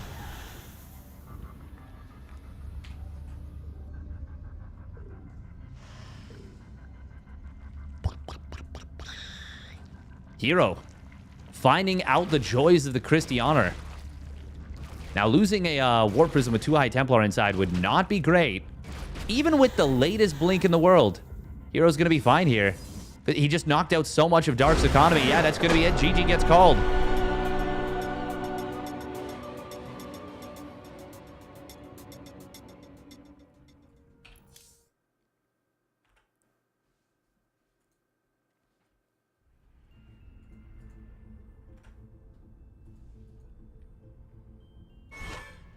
Hey, welcome Atari on YouTube.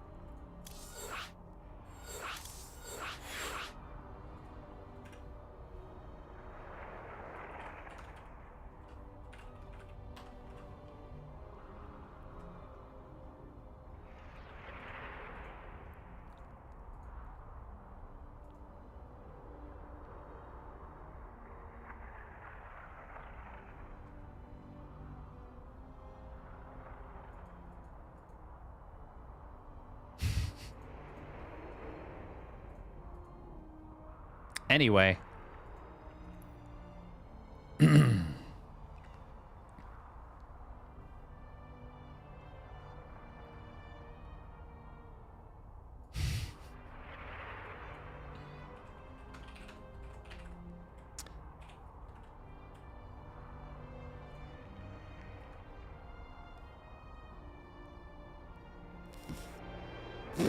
Has the balance broke you as well? What do you mean balance? Did that seem off to anyone?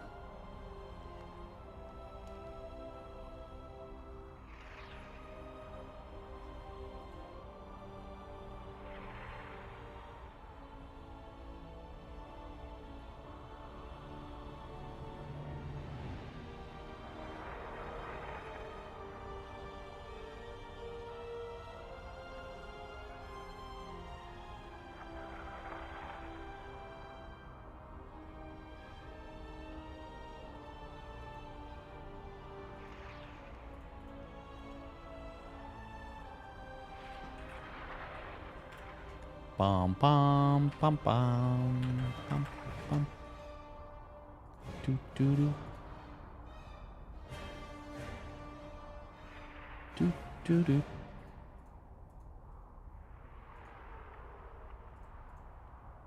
Wow wow wow. Oh. Yeah, Vamos, you watch the game. You can't pretend that everything is okay. Everything boils down to the mothership change. That's 100% of the problem. As far as I'm concerned. That's 100% of the problem.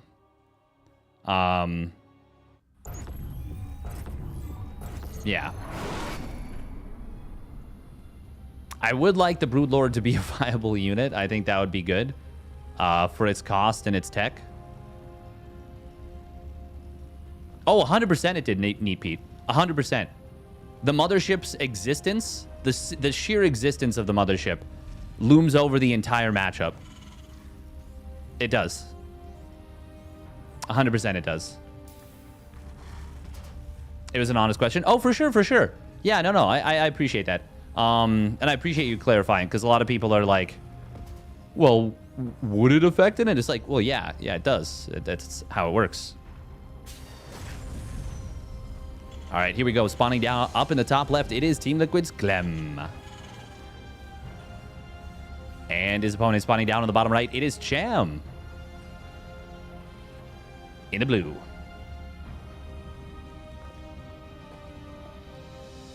You're saying the mothership is basically the mafia shaking down the Zerg? It's more like the mothership is a bomb that's attached to every Zerg that's going to explode as soon as it comes out. So it's going to make Zerg players do things that might look stupid at face value.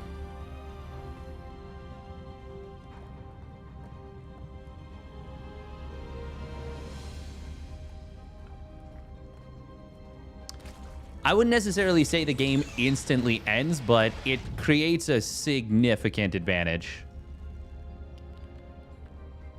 Like, you really just cannot engage into a competent player who's controlling things properly. All races should have a hero unit. I would honestly prefer that none of them did. But you can't really have one have a hero unit and the others not.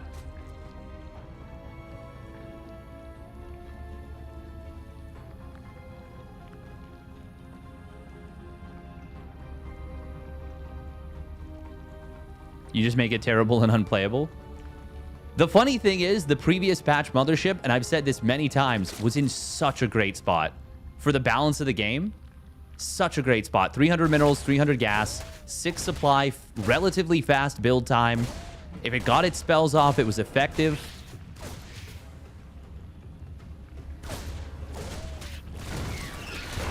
And if it didn't, it was a big loss, but not the end of the world.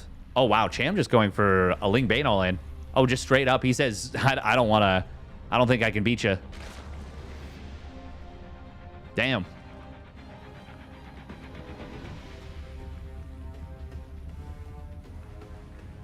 I think the Mothership is kind of lame, to be honest. It's incredibly lame. In its current form, it's a huge problem. A huge problem. And I don't think people realize, so I've talked about balance and design for a while, but I don't think people realize how skewed the Mothership is. Oh, that's an amazing scout for Clem. Should be a bunker on the high ground. Yep. Going to lift the command center at the natural. Going to pull away with the FCVs. This is so good for Clem already. So good for Clem already. Oh, wow. He even gets back into the main with the Reaper. Just keeping that alive is so nice. Hellions are already out. Command center lifts. Clem's won this game, surely. 7 Banelings are going to complete, but Clem's got the bunker. He's got four Hellions in a moment. Oh, unfortunately, one of them does pop out on the wrong side, and that actually, he lets the Banes into the main. Oh, that's... Ooh, if they'd gone after the bunker, the Banes, he will get a lot of SCVs. Yeah, Cham knows there's no way. He's going to tap out. GG.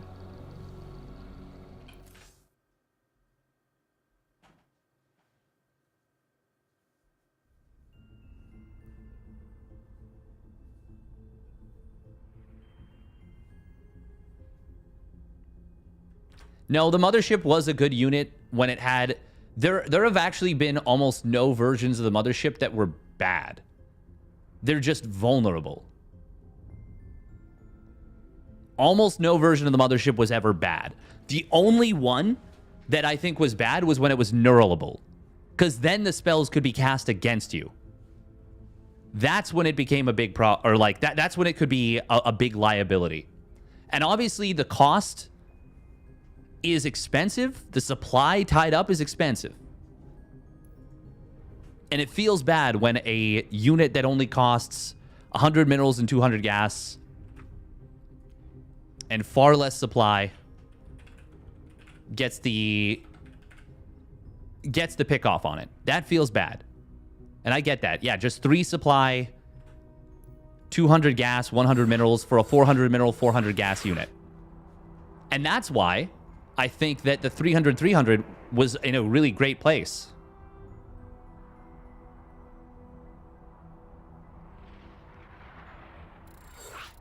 Pros got very good at dealing with it. Yeah, that's the thing, though. The current version of the mothership, you can't deal with it. There's no counterplay to it. The counterplay is don't let them get there, which is like borderline impossible. Yeah, Time Warp is a super strong spell.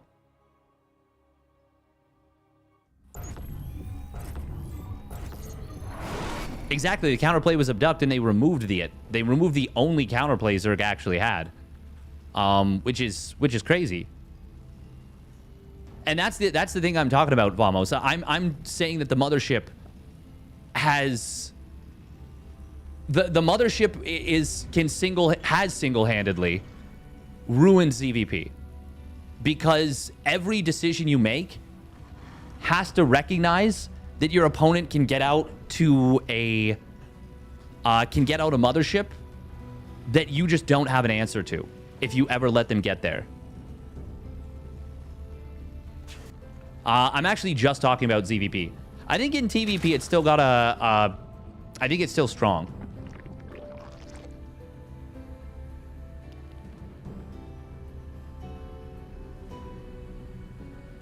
I think it's got usage in TVP. I wouldn't necessarily make it every game, but I think the recall potential is certainly useful.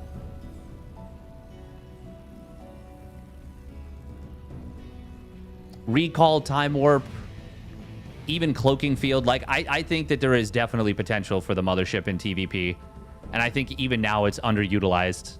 I actually think that it's the old version, the 300 mineral, 300 gas version that built faster, was better, because it's very difficult to keep it alive, and because of the supply cost, and the extra mineral and gas cost, I think that losing it is obviously much more upsetting. But if you get a single Time Warp Storm combo with the mothership, that shit is devastating to Terran. That shit is devastating.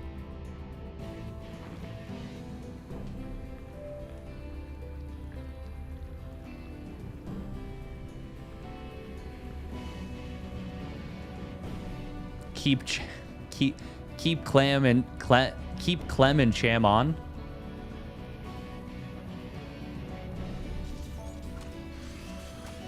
I think Estrella's been focusing a lot more on his fundamentals. He's been getting really, really freaking good. Really freaking good.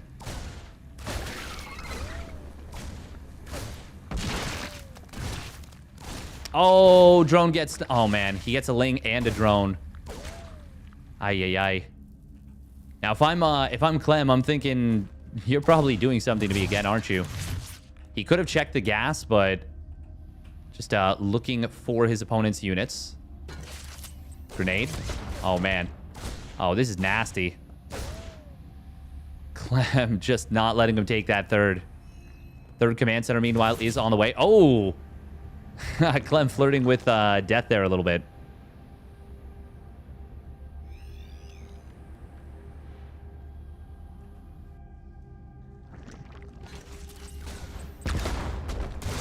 Oh, brilliant snipe on the creep tumor. My god, 4 kills on this. 2 lings, a drone, and a creep tumor. Oh. I will say I'm very... Like, TVP. I actually think TVP is still a really fun matchup. This is abuse and someone needs to call Children's Aid. Goddamn. Doing him dirty. What's his Cham play? I don't think we need to worry about that too much in this game. No, that's not fair to say. We might get into a mid-game. Cham likes to play 1-1 Roaches a lot. He likes to play Mutiling Bane. He's actually very good at the late-game spellcaster control. That Reaper's getting a ton done. An insane amount done. So much value. Oh, Ling's popping out at a very opportune moment here for Cham. Wow, that was kind of perfectly drawn up there for Cham. He couldn't have asked for a better situation. Makes up for the losses. At least mostly, if not entirely. I think there are parts of TVP that are really hard for Protoss still. I do think that there are... Oh, wow. Full scout into the main. Damn, I thought those Hellions were going to get the kill, but they didn't. That's a beautiful scout.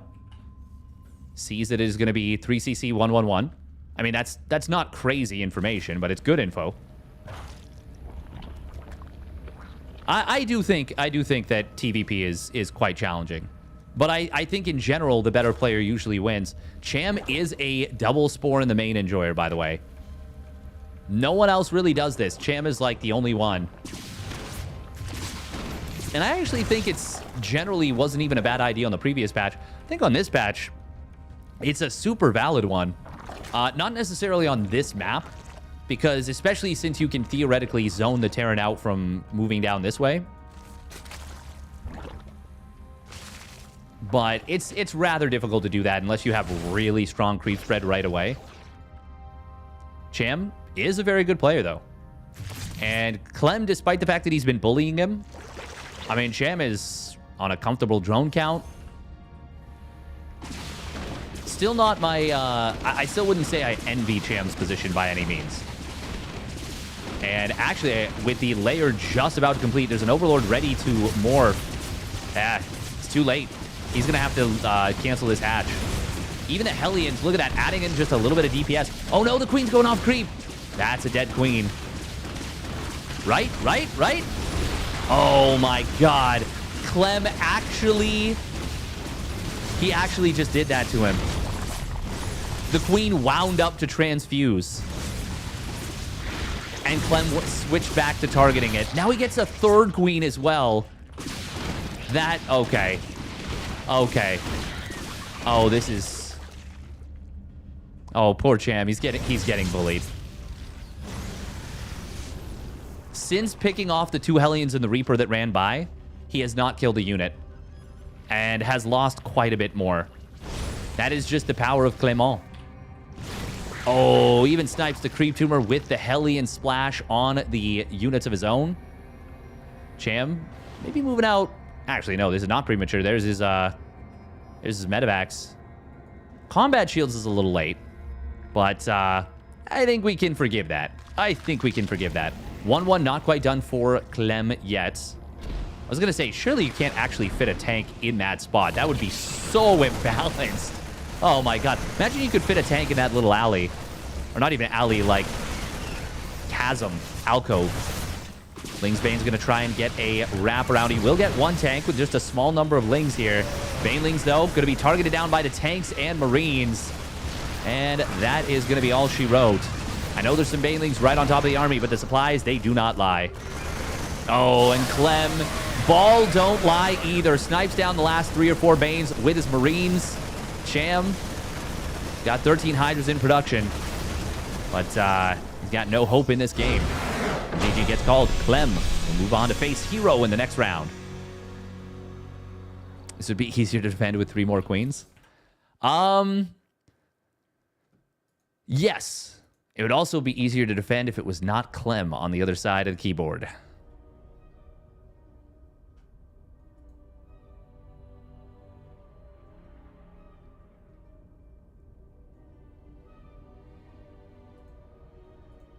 Not just 2 free queens, 3 free queens.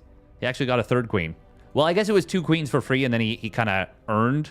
I mean, he earned all of the kills by overwhelming Cham's attention. But he got the 3rd queen with additional micro and prowess. But I would say he earned all of them, really. Clem is cracked right now. He's been cracked for a long time. But, yeah, no different today. Get those predictions in, by the way, for Clem versus Hero.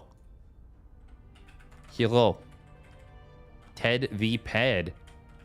We're pretty quick into the grand finals. Feels like it's been more than 2.5 hours.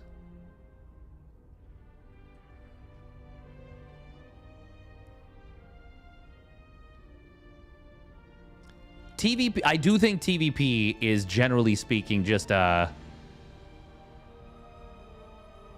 TVP is generally speaking the better player wins the matchup, I think. And I actually think it's been that way for a decent bit of time.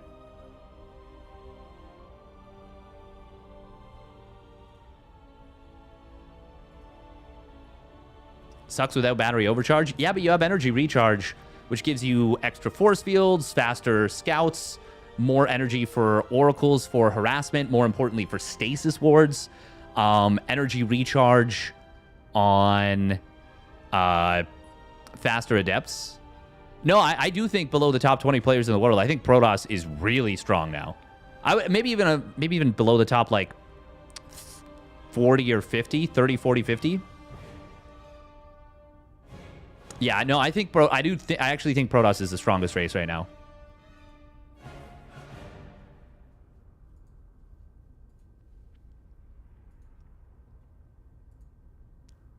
Yeah, I would agree. I would agree that it's somewhat well, maybe not really problematically. The thing is, everything that you feel might be rough, I think is so much worse in ZVP. I legitimately think ZVP, the mothership change, has, I really mean it, ruined the matchup. Ruined it.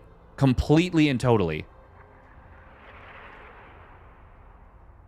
More so, but pre-patch, I don't think it was the same. I think it was slightly favored for Protoss. I legit think this is, I legit think this has and will ruin ZVP. To the point where it will legit become unwatchable. Yeah.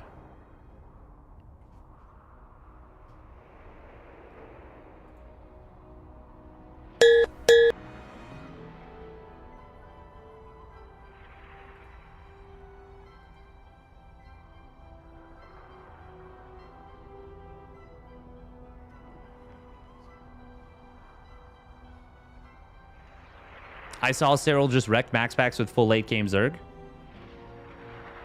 I don't think that you did. I think you saw max packs wrecked Cyril with full late game Zerg and almost lost the game that he'd won long before.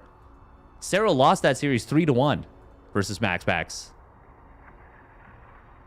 We all know what song that was. Yeah, that was on Reddit. That was the Maple or Heaven's video for how it feels to be a Protoss now. He also lost to Hero 2-1 as well. Yep. And I'm not saying that Hero should be infallible. Do not get it twisted. Or sorry, that Cyril should be infallible. But you got to look at the games and you got to recognize, like, wait a minute, what's happening here? Like, can Cyril do anything here against this? Clem the biggest bully? He certainly is Terracrons. He's but he's also the politest bully, you know? The late game Zerg was game 1, the game that Cyril won. Yes, he barely won that once again. He barely won that from a significant advantage. Yeah, but we're not balancing the game around Cham versus 4Jumi, are we?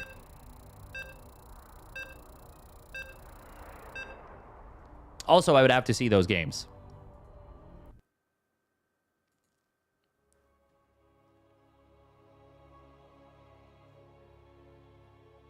Wait, is it actually doing that? Is it actually slowing down?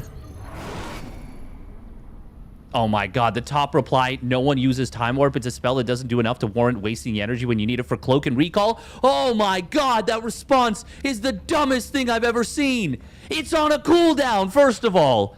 And second of all, it's so good. Oh my god. What the fuck, BattleNet response? Jesus.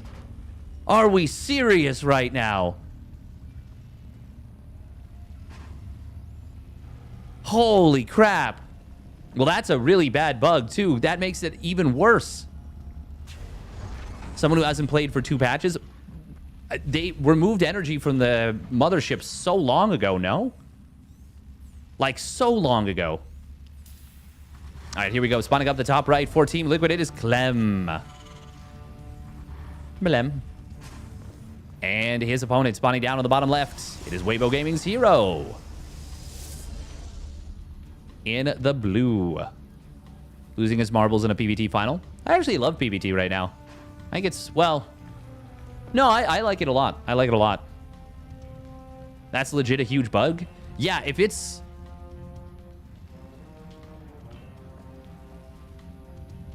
Yeah, exactly. What For Sure is saying. Max Packs was on like Serral got a huge advantage in the early game. Also, look at, we don't need to just look at Serral Hero, Max Packs Hero. We can also look at Serral Mana, where Mana nearly beat Serral and beat him in game 2 on King's Cove, despite losing like 7, 8 Immortals, 6, 7, 8 Immortals on bad rallies. Not even bad rallies. It was Serral forcing mistakes. It was Serral catching them out.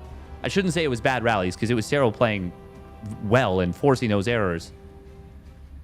And to be fair, I do think Mana actually played very well in that series.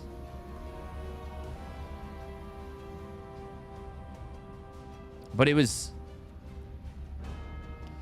jarring. And the games have been jarring.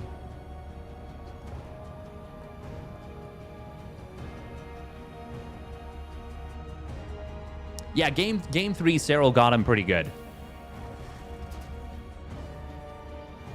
Thank you very much, MJ Customs, for the Prime resub at 30 months. And once again, if anyone thinks that I'm hating on Protoss, let me be as clear as I possibly can. I am not. I want Protoss players to have a champion. I want the race to be competitive, and I want the games to be entertaining. But that's the big thing, is what I am searching for, what I am rooting for, is for the games to be competitive and entertaining. And so that means I really do not want to see a situation where we've got a fundamentally imbalanced aspect in one of the matchups, and we just ignore it.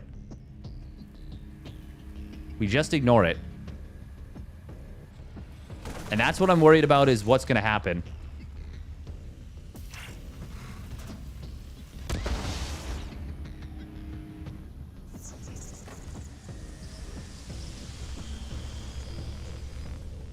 I still don't know how or why the mothership change happened the way that it did. But I cannot overstate how disappointed I am that it was put through without any testing.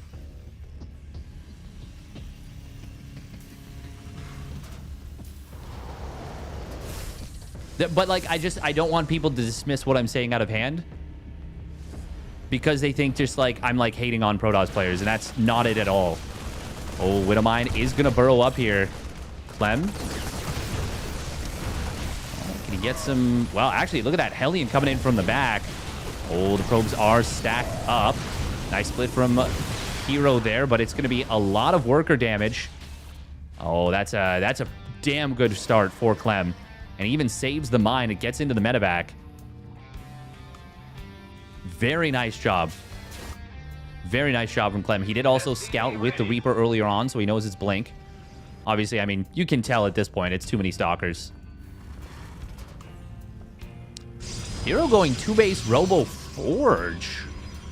Hello? Interesting.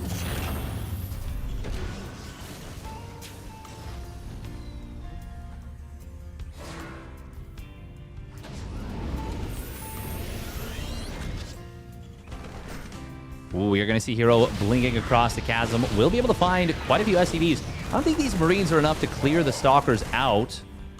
Oh, but they will push them back. Still, that's quite a few SCVs. I think he grabbed a Marine as well. Yeah, there's the blood splatter. Oh, shield battery in the main. We'll be able to push this away. Oh, that was just... He only blinked in with 2 of the Stalkers. Very interesting. Oh, snipes down the Marine from the low ground, funnily enough. Third Nexus finally now started up. Ooh, medevac tried to come back in. I actually think Hero's... It looks like a pretty bad situation for Hero because he lost all those probes and because his third Nexus is pretty late. I mean, it's honestly very late. But I actually don't hate his position. Not as much as I expected to. Oh. Clem could have gone chasing this Observer. I actually think I really would have liked to see him do that. If you drop an auto turret here to deny this pylon, you could. He's not gonna. Hero a little bit supply blocked here at 78.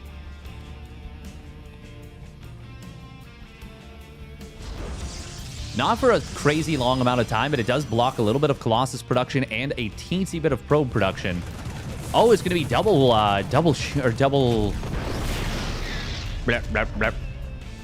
things. Auto turrets. Wow. Brain just, brain.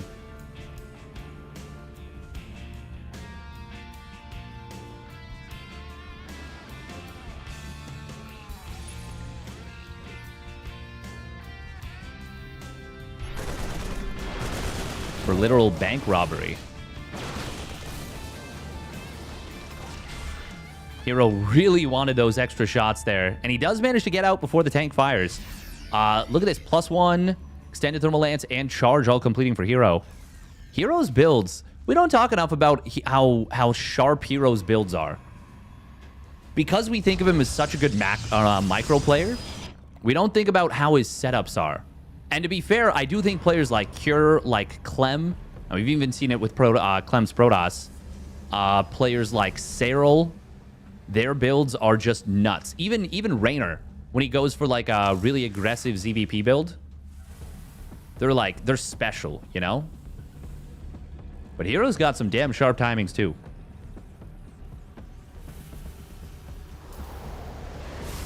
Putting a negative number as a deposit for a transfer was not worth noting. What game was this for? Unless you can't say, in which case that's fine.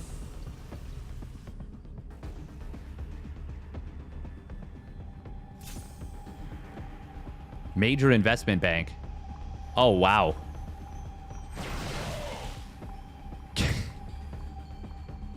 Damn. Yeah, I think people underestimate how easy it is to like mess up programming. Clem not moving out just yet, going straight into his double gas at the third. I feel like that's pretty uncommon for Clem. He's usually extremely aggressive in this matchup, but yeah, that's going to give Hero time to finish up +2 weapons potentially. His double robo can kick in, his DT shrine. Fourth base is not super far along, but it will complete eventually. Clem fires up the 4th CC of his own and sees... I mean, he sees that he's not super far behind in economy in terms of timing of the base. And obviously with those mules, he's actually outmining his opponent for the moment. Hero, though? I mean, he's just enjoying outstanding vision on this map. Oh, cannon's coming up. Where is that third cannon? Hello? Oh, in the main. Okay. Yeah, that makes sense. Ooh, sneaky disruptor. It doesn't have the power that it used to, but it can still pack a wallop. I think if nothing happens, even though Clem is going to max out first, I like Hero's position better. Just because, I mean, he's setting up more infrastructure. Even as I say that, I mean, Clem's already on double starport. He's got his, going up to his 8 rack setup. He's got the +1 ship weapon started up. Yeah, Hero's going to have DT Shrine and Blink for those DTs, as well as Observer Speed. Clem does need to mine out the high-yield mineral, or not high-yield gas geyser. Needs to excavate it. I never thought about that before. You're excavating it. That's pretty cool. It's a cool concept. Hero did not take a super fast 5th Nexus, despite the freedom he's been given. Very rare, it feels like, for Clem to just chill so hard. Oh. Auto turret. Was that... Wait, did he just lose the Raven? He did. Oh, Viking gets sniped. EMP did land on a... well, on the Colossus and Stalkers, but ultimately getting the Viking kill, I think, is a little more valuable since the shields will regenerate. And only a little bit of hull damage came through on one of the Colossus. Oh my god, Clem is really going hard on the macro. I wonder why Clem is chilling so hard? As Rainer would say, he's piss chilling. Oh, Guardian Shield going to get popped. We will see an attempted surround coming in. Oh, that split from Clem was god tier. That was so sick. DT's coming in. Oh, oh no. Why did we blink when there was nothing to blink for? Hero, what the hell, man?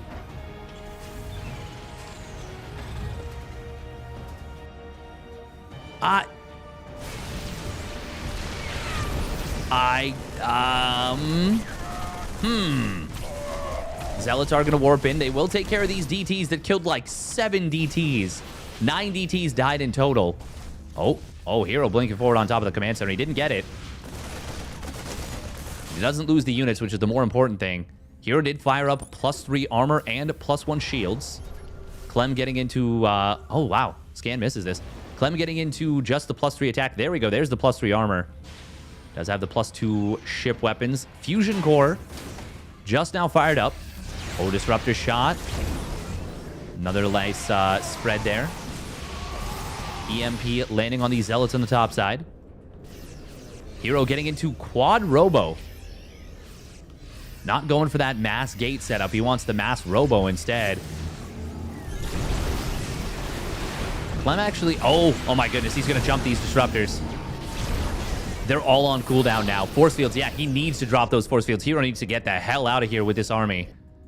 Zealots coming in once again on the top side. There are... How many Widow Mines? It's just one. Just one, but there is a planetary there.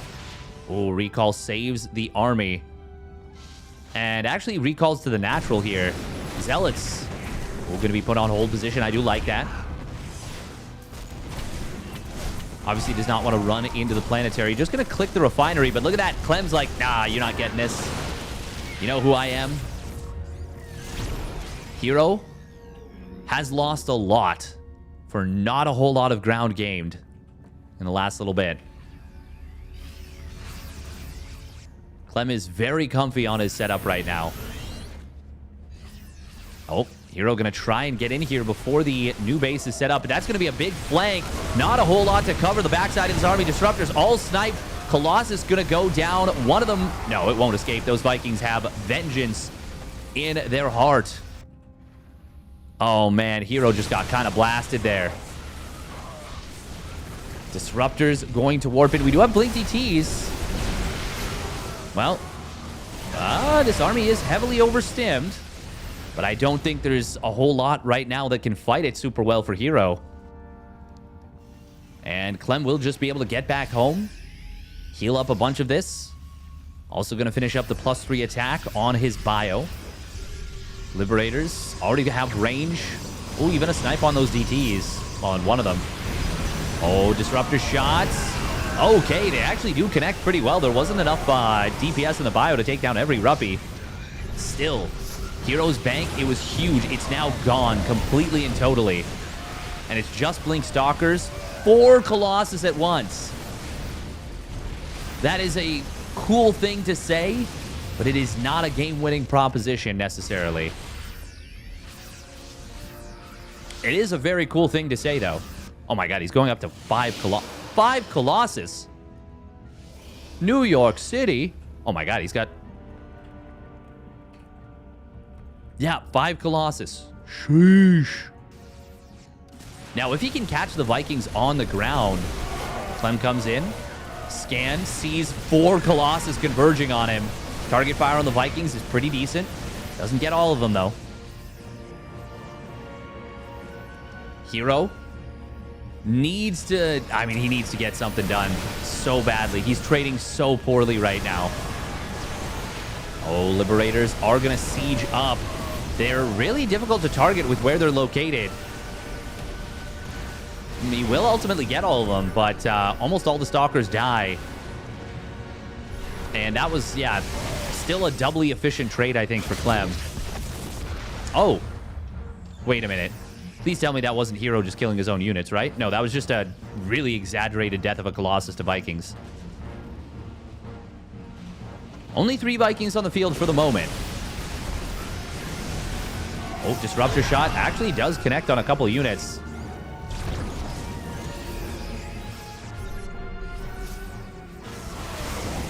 Clem gonna try and jump the army. It is in the most awkward corner. Disruptor's gonna try and cover it, but yeah, there's just no way out of this corner.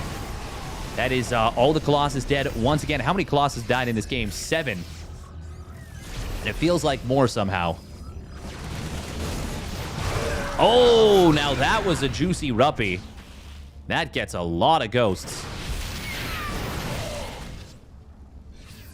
But, yeah, the soup does not fly.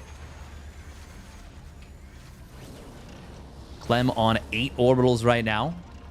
Weirdly, if you didn't look at the supplies, if you just covered that with your hands, this wouldn't look so bad for Hero. But, I mean, that's not... You can't do that. You have to recognize that Clem's got a crap ton more production. More gas income at this point. Better tech with those Liberators. Especially with the range. And at this point, it's going to be more bases as well. If Hero had, like, the top 3 bases at this point, this would probably be Hero's advantage in this game. But, that's not the way she goes, is it? Clem going to kill Hero's 5th base. Moves forward, going to snipe all 4 Ruppies. More of them do pop out. Oh, and one of them actually does survive. But, yeah, it gets sniped promptly as it tries to fire out its Disruptor shot. Purification Nova. Shield battery gets recharged and, well, instantly abandoned. Unfortunately for Hero, doesn't even get half of its value, it looks. Oh, no. There we go. It tried to save some probes. Hero on the other side of the map will find a couple orbitals. But, yeah, that's not going to win him the game. And Clem maxed out building the gigantic bank.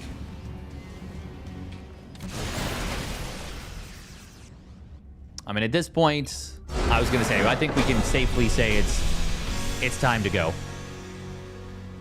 Clem takes game 1.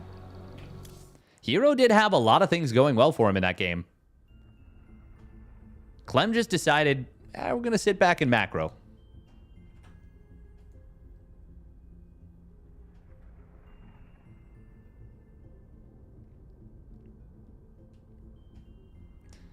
Clem got the advantage in a bunch of jumps on the army. The DT blink at the 3rd was where things started going south for Hero. A completely unforced error that kind of just set the tone for the rest of the game from that point on. Playing Disruptors into Clem, I wouldn't say, like, it can still work. Is this the finals? This is the finals. Cal Bade. 42 people watching on YouTube. Hell yeah. It's pretty good. It's pretty good numbers. Disruptors can work versus Clem? Absolutely. And the new Disruptor is actually more likely to hit than the old one. It's just, unless you're forcing his attention to look elsewhere, it's going to be tough to make it happen. Yeah, max level multitasking. Pretty much. Pretty much. Or flank with them.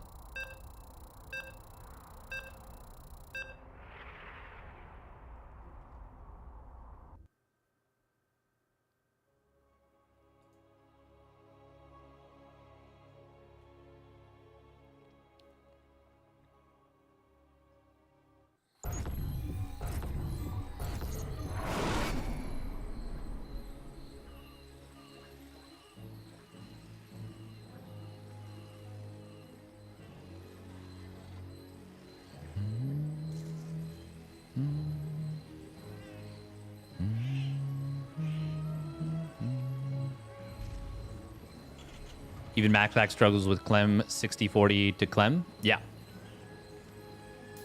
I mean, Clem is legit. He is the best player in the world right now, for sure. For sure. But there are players that are challenging. Like, challenging his current reign. And that's the beauty of StarCraft 2 in these weeklies, especially. Is it's a constant jockeying. All right, here we go. Spawning down on the bottom right for Team Liquid, it is Clem. Malem. And his opponent spawning down on the bottom left, it is Weibo Gaming's Hero. In the blue.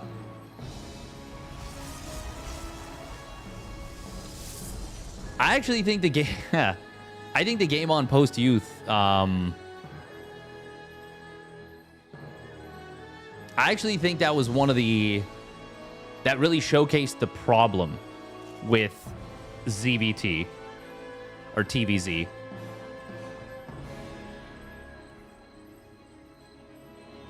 It also show. I mean, I think just I do think Clem was the best player at EWC, but I think that one was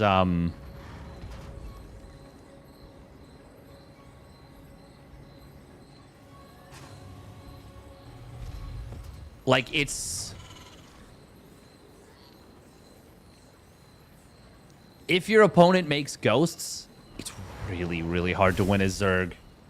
Not so much necessarily on this patch, but on previous patch, 2 supply ghosts, previous map pool especially, if they play like perfectly or really, really well.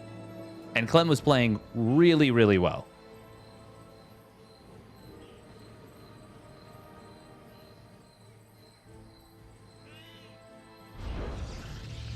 I mean, ghosts were the crux of it, but planetaries, the map itself, sensor towers, building armor, like...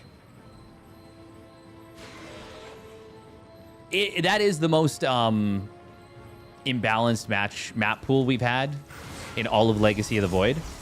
And I've said that too. I've said, like, we didn't actually get a good snapshot of what balance was in ZVT. Clem out microed Cyril. I would say it was more like he out multitasked him. More so than out microed.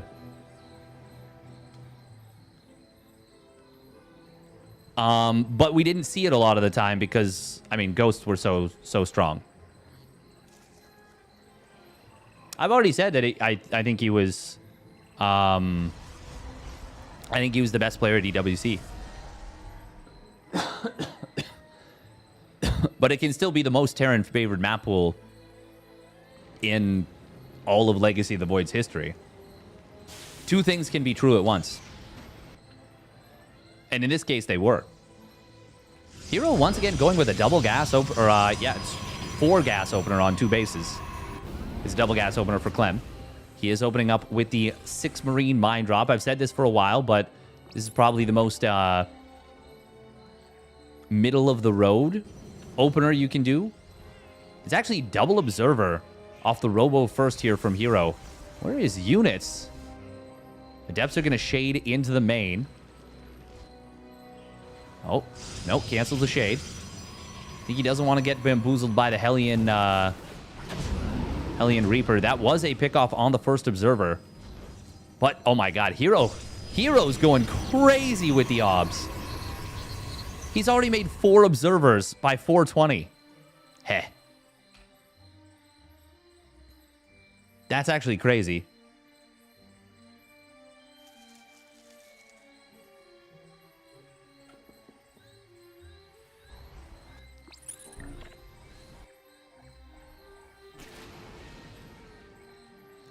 Oh, Widowmine will get spotted.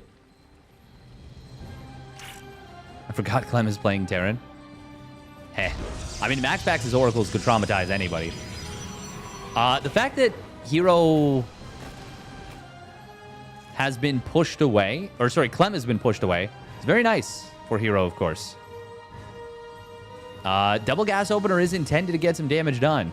Just killing an Observer is not enough. Oh, Hero does want to... Oh, he gets the Hellion. Was it better to go after the Hellion or the Reaper there? Not really sure. Reaper has more mobility. Yeah, I think it would have been better to go after the Reaper. But he was realistically only going to be able to get one with how Clem was doing that. The grenade can actually be quite disruptive in a fight too, and Clem has the APM to use the grenade even during a fight.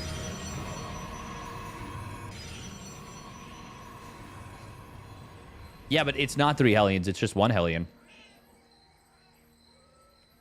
Yeah, I think you can make an argument either way, and I don't think there's necessarily an inherently wrong answer. And to be fair, this is also a map that doesn't have a lot of jump points. Minimal jump points relative to most maps. It is going to be a very fast storm out of Hero here. Before third Nexus. Going for that Templar Archives. Hero, of course, did snipe the Widowmine. I didn't point it out, but sniped it earlier. Reaper. Oh, and there's the scout on the High Templar. That's really nice for Clem that he gets to see that. He's going to be able to fire up a Ghost Academy basically with his next set of unallocated resources. Now, unallocated resources, that's just me being really smart because that doesn't mean anything. That could just mean whenever Clem decides to build it. That's just me being a really smart commentator and covering my own bases. And that right there is then me meta-commentating on my own commentary and then acknowledging it, which is a cheeky little fourth wall break and a reference to Deadpool and the fact that I am Canadian. Just like Ryan Reynolds. And now I've made you think that I am similar to Ryan Reynolds, which is a subtle nod to trying to make you think I'm more handsome.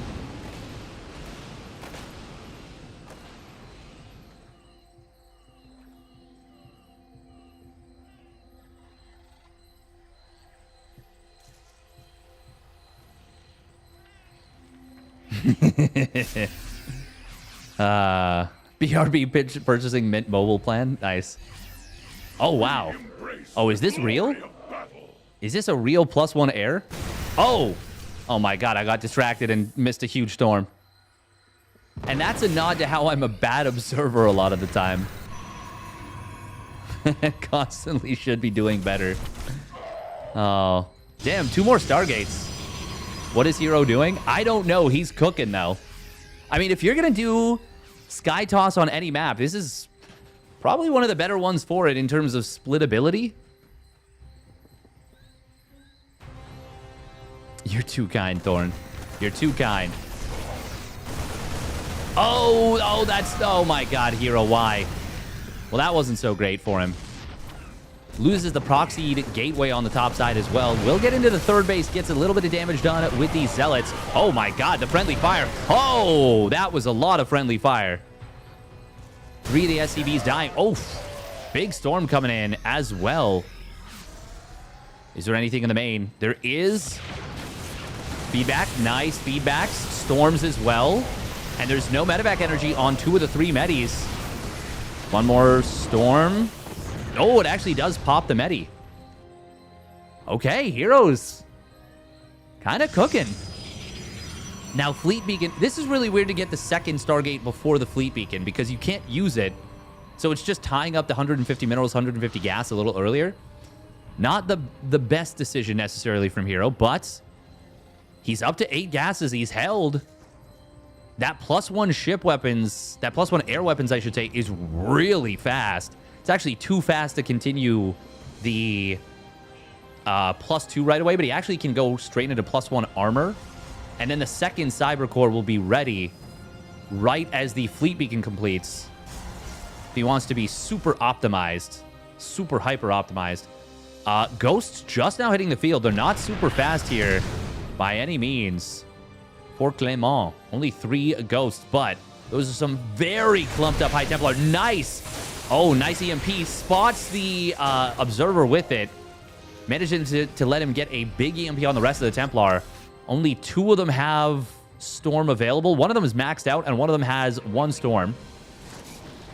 Feedback did come through on a medevac, and I think he got one of the ghosts, maybe? Maybe not. No, it doesn't look like it was actually... 3 feedbacks came through.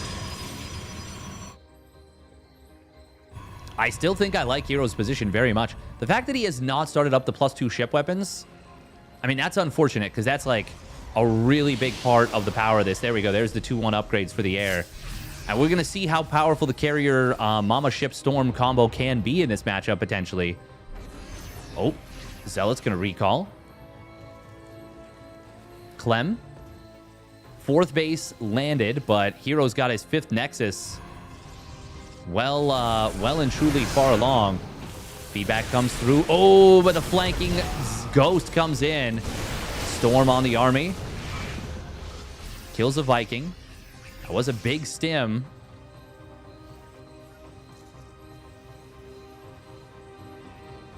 Oh, Hero is going to see this one Widow Mine.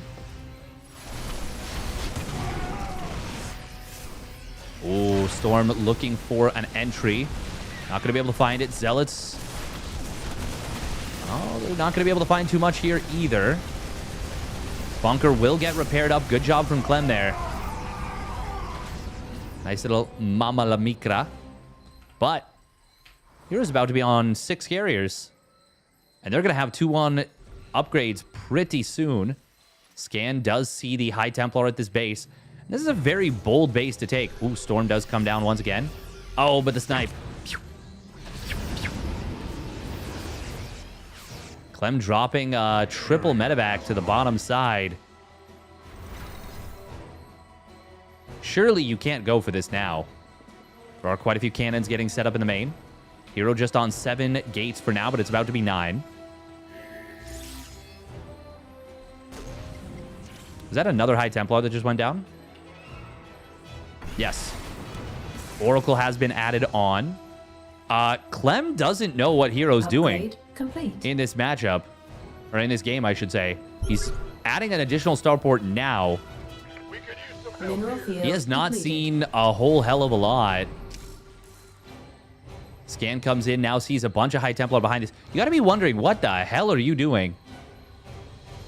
If you're Clem. Obviously, the what the hell are you doing is posed to Hero in this situation. Not me to Clem. The Doi. This is basically carrier High Templar. Obviously, we got a couple of Stalkers. A couple of Zealots. That Oracle.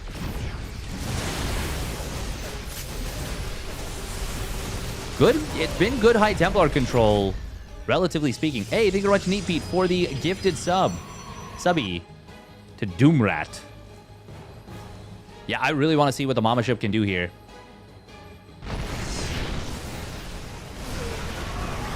Oh, siege tanks. Little bit of friendly firestorm. He can't drop it out. Oh, he just got up to 75 energy. There is a pause when you're at 75 energy. Oh, feedback's coming through again. Now the Mama Ship's out. And we are looking down the barrel of 12 carriers. A mothership. 2-1-1 air upgrades. And a Clem that is woefully unprepared for his opponent's Sky Toss transition. We legit might actually just see Hero completely A-move Clem. It's also going to be 3-2-1 on the ground. Yeah, there's nothing that deals with this. How many interceptors do we have? 88. I think Clem's just straight up dead. I don't even think he needs the Mothership Hero, that is. There it is, GG. Hero kept this a secret for the whole game. And Clem found out just in time to die.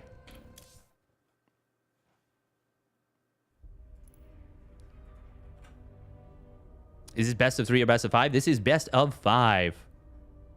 Mothership just can't be beat. Casterman was right. That's clearly the exact game I was talking about.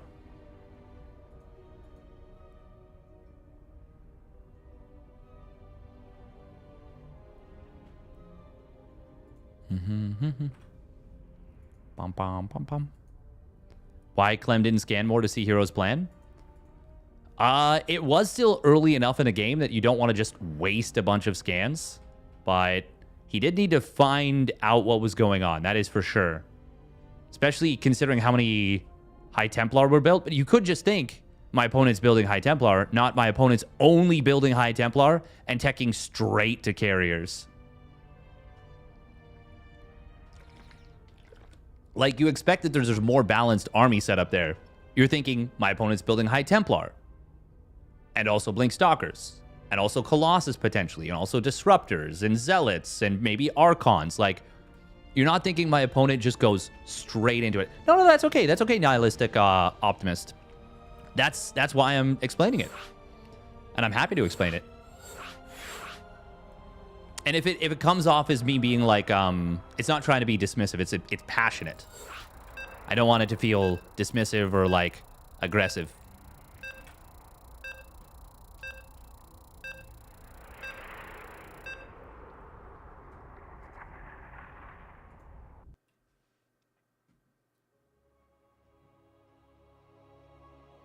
Of course, thank you. Appreciate it. Hey, welcome, welcome, Gaston. Hope everything's doing well down there in Argentina. All right, game 3. So far, Clem has played super passively in the first 2 games, and I mean, it worked well for him in game 1, obviously. Playing very defensively, very passively, but in game 2, certainly did not, and I like that Hero was like, oh, okay, if you want to play this game, I'll do something a little bit sneaky. Here we go, spawning down on the bottom left for Team Liquidate is Clem. Melem. And his opponent spawning up at the top right, it is Weibo Gaming's Hero. In the blue. The bleu.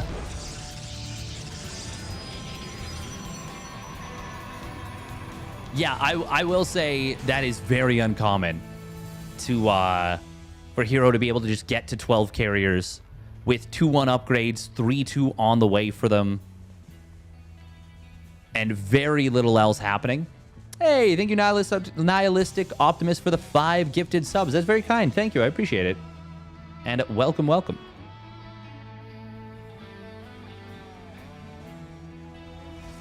O7's in the chat for the very generous 5 gifted subbies. All right, we do have a 1 Rax expand this game. Clem has been playing quite a bit of double gas. But this one, not this time. Is Clem not boosting his minerals? Wonder if Clem just got back from a couple days vacation or something. Oh, there's the mineral boost. But that was a 139 timing on the command center. 138. I mean, granted, 139 is not a bad timing by any means. It's just maybe he's taken a couple days relatively easy. And to be honest, I think that's a good thing if he has. I think playing like a machine every day can actually be a little much for you. Hey, welcome Poriforion. He's playing too many 2v2s with Trigger. Him and Trigger have looked really good in the 2v2s.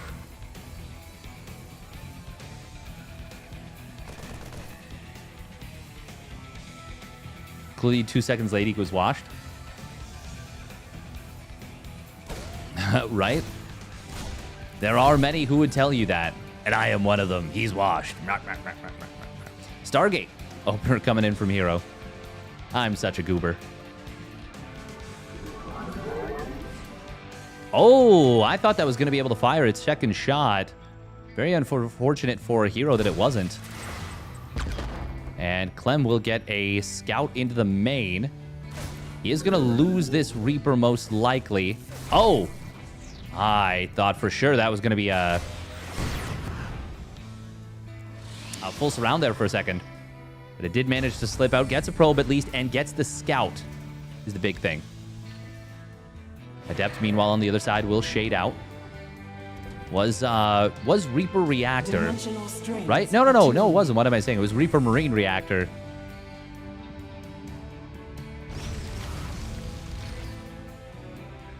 Does he turn on? Oh, baited. Oh, he gets baited so hard. Oracle just wasted its Pulsar Beam turning on. Doesn't get anything for it. That's actually a little bit unfortunate. There's the energy recharge getting popped. 2 seconds ping. I mean, if you watch me play, it looks like I'm always playing with 2 seconds ping.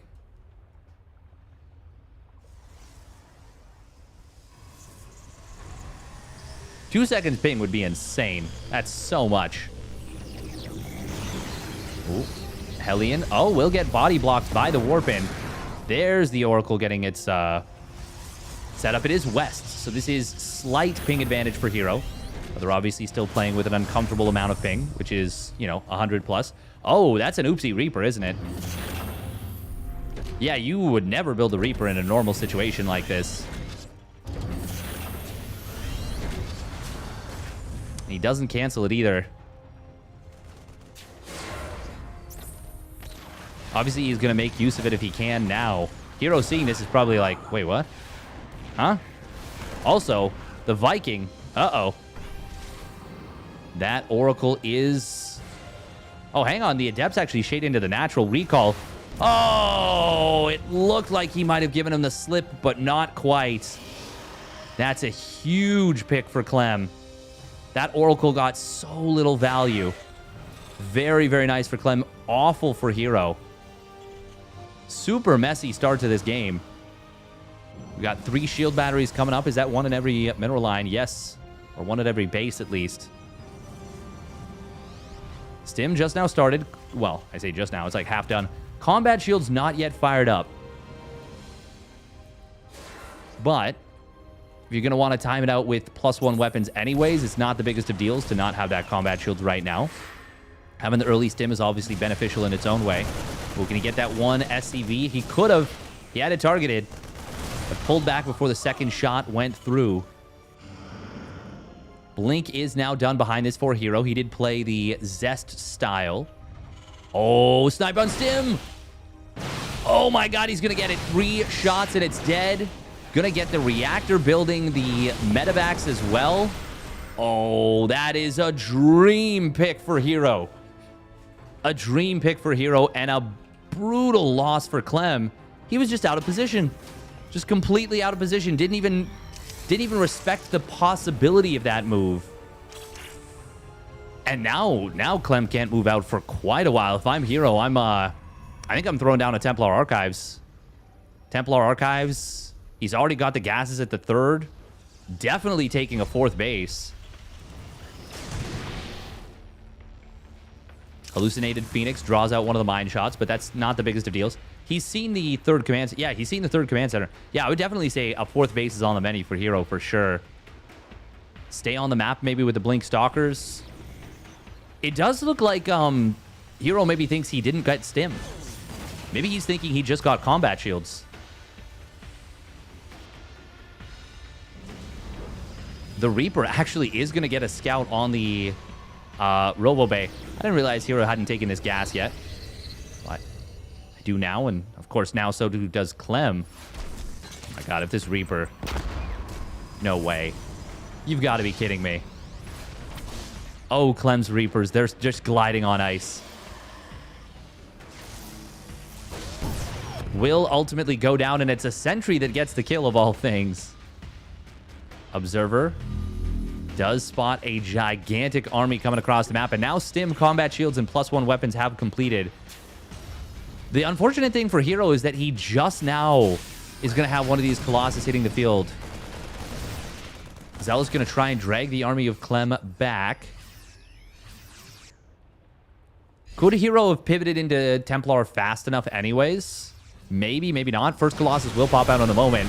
Oh, that's an aggressive blink forward from Hero off of the force fields, but there's a lot of army behind this. Good micro there from Hero with the Blinky boys. Zealots on the 3rd base. They just kind of keep his opponent occupied. Widowmine trying to connect on the Zealots. The Zealots from the that were at the front do come back home. Siege tank will get taken down. It's looking like a pretty good fight for Hero. Oh, a force field on the ramp would have been really good. And instead, he's going to blink forward aggressively. Don't know that he had the sentries in range to actually drop a force field that would have trapped the bio units anyway, so Clem does get out regardless. Good retreat from Clem. But I like this position for Hero just fine. Now he's on 4 bases. Solid economy, solid probe count. Oh, Widowmine. Oh, it does manage to burrow and cloak. One of them still gets sniped. Hero went for the split target fire, trying to split up the stalker shots to make sure he could get both mines, but unfortunately didn't fire that last volley early enough. Not a ton of Vikings out yet for Clem, only 4. And there are 3 Colossus on the field. Third one is crossing the map currently. But 2 Colossus seems to be plenty right now for Hero. Segments off some of the Marauders. Will get the pickup. No hot pickup micro from Clem. SCV is going to pull into the fight, but there's the 3rd Colossus joining up. Or maybe it was there the whole time and I just didn't notice. Regardless, SCV's forced to go back to mining. They were coming in from one angle. Oh, that one Colossus surviving with just 10 HP. Vikings are down, and Heroes, I think, got him. Clem, he's just going to tap out. Heroes all over him. Wah-wah-wee-wah. Hero cooking.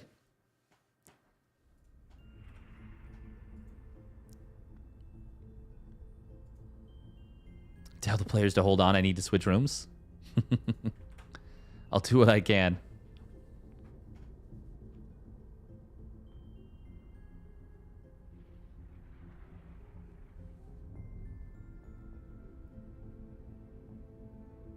Reaper is the scout? You think the Reaper was built on purpose? I mean, unironically, it could have been a reaction to the Sky Toss. Who are the top 5 players? Clem, Cyril, Hero, Max Pax. Who gets that 5th nod?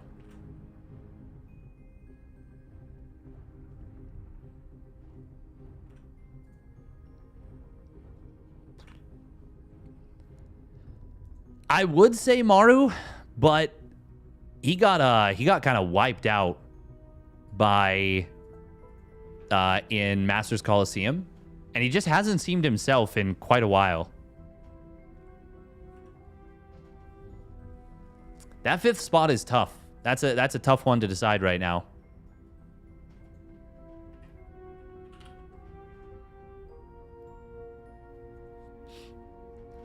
Dark, Raynor, or Maru, probably.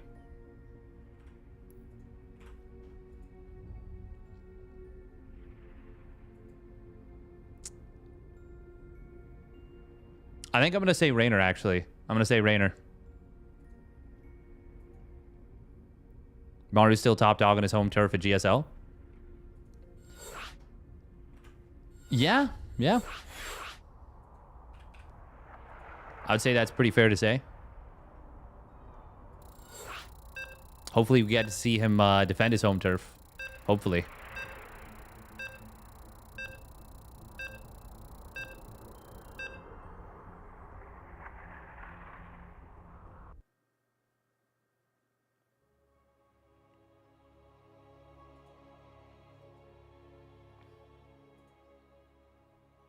Clem, Hero, Cyril, Max Pax, and Raynor.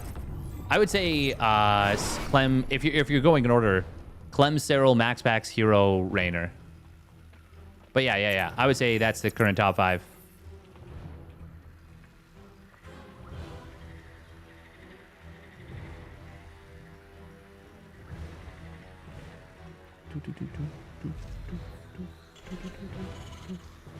Yeah, I do think Dark, for me, Dark is like a top 5 player of all time. Greatest player of all time. Oh, we've got something spicy. Spawning down on the bottom right, it is Team Liquid's Clem. Clem. And his opponent seems to have isolated and spotted a weakness. He's going to drop an early pylon in the middle and a gateway to boot. It is Weibo Gaming's Hero. In the blue.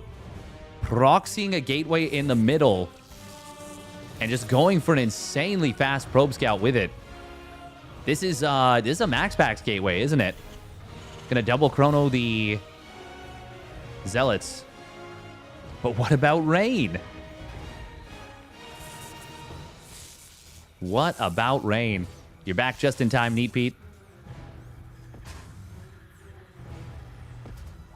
Now, this is a good time to go for a double gas opener for Clem. If it were a single gas opener, I mean, it's pretty tough to deal with this kind of thing. It's still not easy when you don't scout it. But since it is just going to be the single gate with the Chrono Zealots, it's not anywhere near as good as it could be.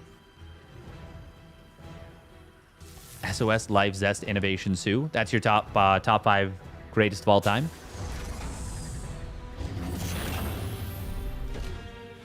I disagree, but I will defend to the death your right to say it. Hero hiding the probe.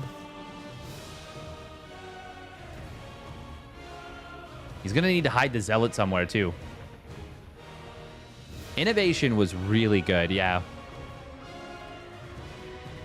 That's 3 Chronos, isn't it?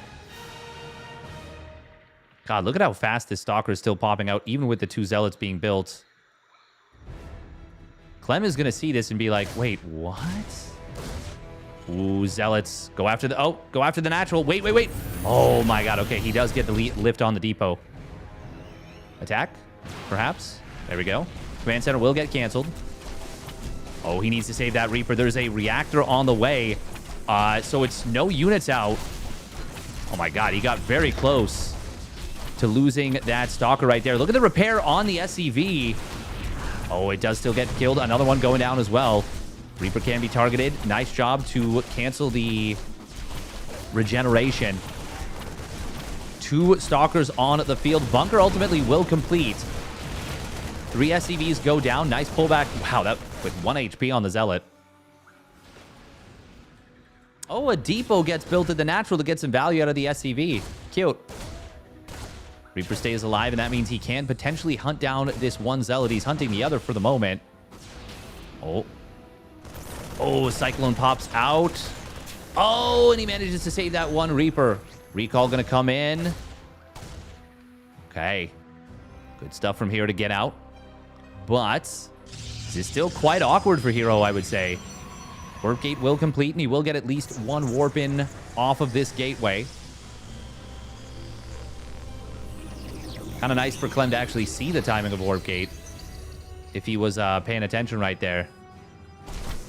Oh, I thought that was going to go down, but it doesn't. This Reaper has gone through quite the saga. The saga? Saga. Blink just now starting.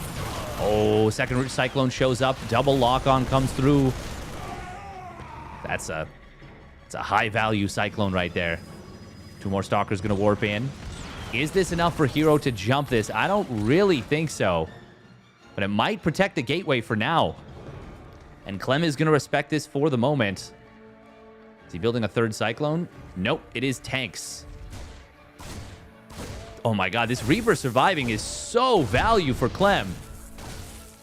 So many players would have lost the Reaper in this situation. It is now up to 3 probe kills. Oh, that is so juicy out of Clem. Me, oh my. Now we've got an army coming to break this position in the middle. Break this gateway, kill the pylon. Oh, that's a cute little ambush getting set up by Clem. Hero will see the army crossing in the middle of the map. Link not quite done, but it's getting close. Cyclone does have its lock-on triggered for just a moment. Ambush coming through. Can he get that one Cyclone? He does. Clem not able to pull it back there. Hallucination could be used to try and spot for the tank on the high ground. Oh, that was a funky blink forward. Not necessarily a bad one, just like a... Oh. Don't really think you can achieve anything. Oh, if he'd found that Banshee, that would have achieved a lot. Is there a hallucination? No, but he's going to look to cut off the retreat. Not able to get any of those high-powered mech units, but he picks off a couple of Marines. Now, there's... Wait, how many observers do we have? We got 1 observer. Okay. I was thinking there was no robo, but there is actually a robo done. And there's the observer. Can he get the kill on the Banshee? Just barely. Shield battery didn't save the probes. It's 3 probes going down, so that's still some value for Clem. And it's not like Hero's economy is bustling. It's actually struggling, if anything. Clem, meanwhile, just now getting his 2nd and 3rd barracks done. This game has been heavily slowed down. Hero's held this gate in the middle of the map, though, this whole time. He's gotten so much value out of it. Siege tank does siege up. Oh. Probe will spot this Banshee. Oh, that's a slow warp pylon. Oh, it's so painful. But since he's just attacking a pylon, it's actually okay.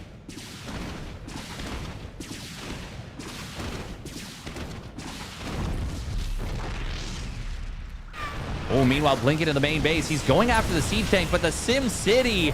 Oh, that's all these Stalkers dead. 1 gets away. 9 Stalkers for 4 Marines. And I'm guessing those 4 Marines...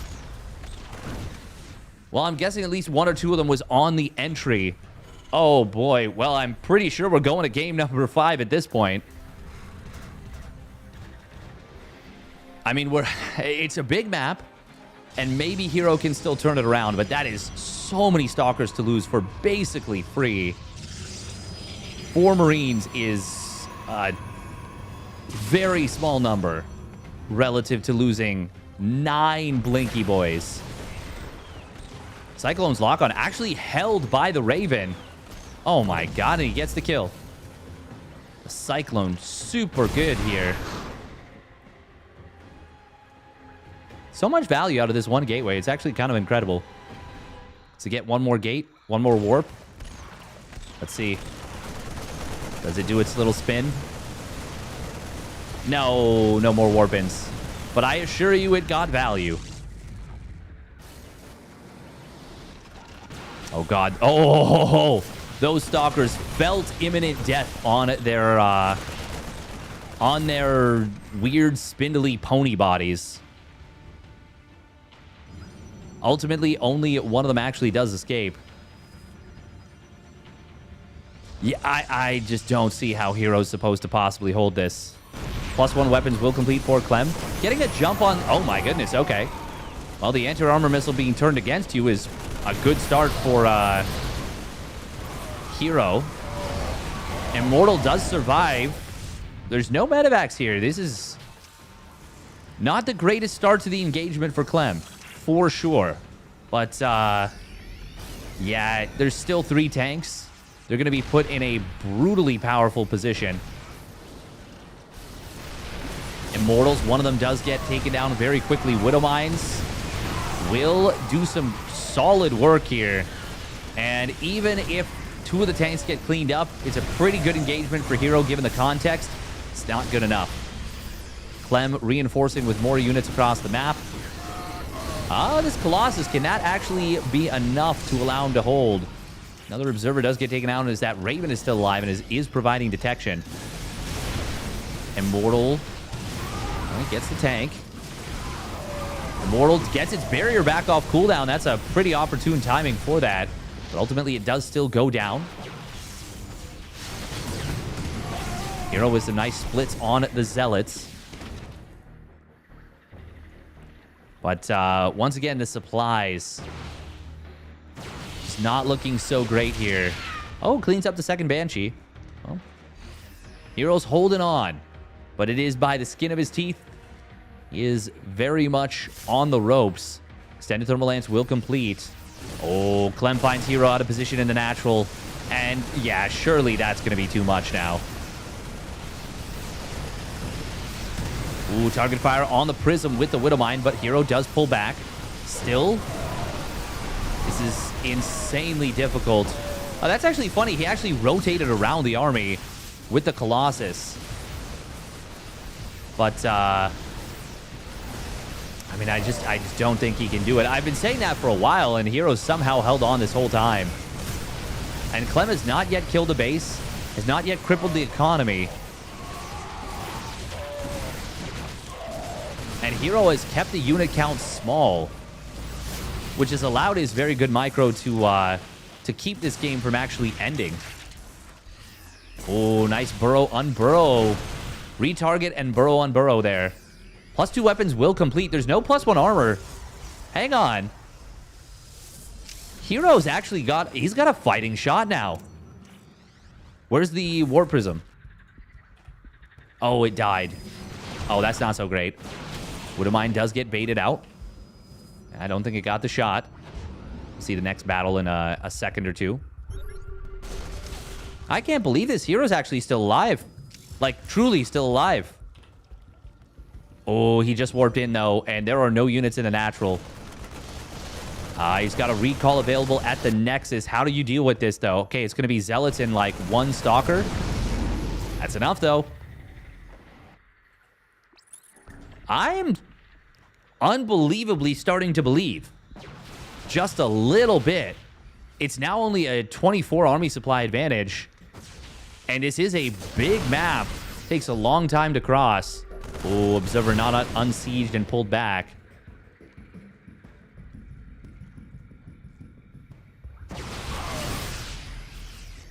How many Vikings are there? 6 Vikings.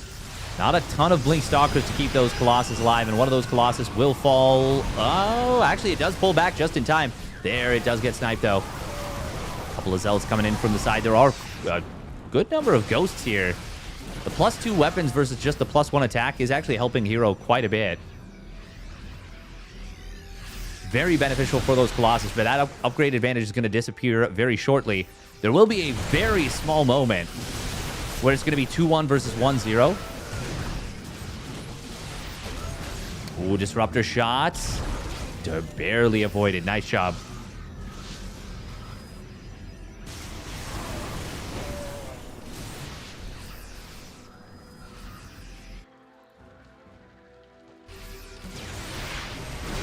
Oh. Vikings forced back again. It will be 2-1 versus 2-1 in just a moment, though. EMP's also adding on significant damage into this army. And Clem has taken a 4th base with a 5th command center now on the way. Hero's been dancing on a knife's edge for so long. But I think the dance is about to conclude. Colossus will get sniped. Disruptors are not enough. And that is going to be us going to game number 5. Hero fought on so nobly and valiantly. But Clement has woken up just a little bit and is going to force game number 5.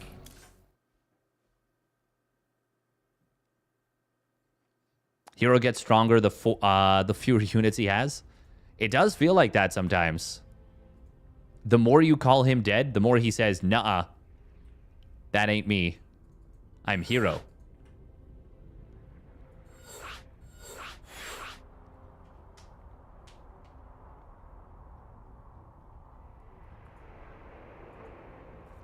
That was kind of a classic Hero game.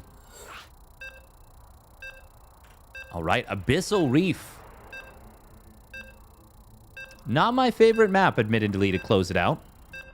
But we're here. We are here.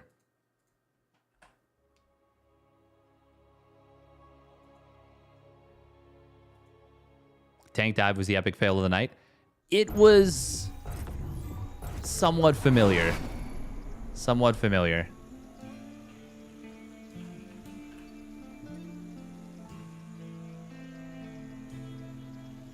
It was a comforting moment in an otherwise time. All right, here we go. Spawning up at the top left, forcing game 5. It is Team Liquid's Clem.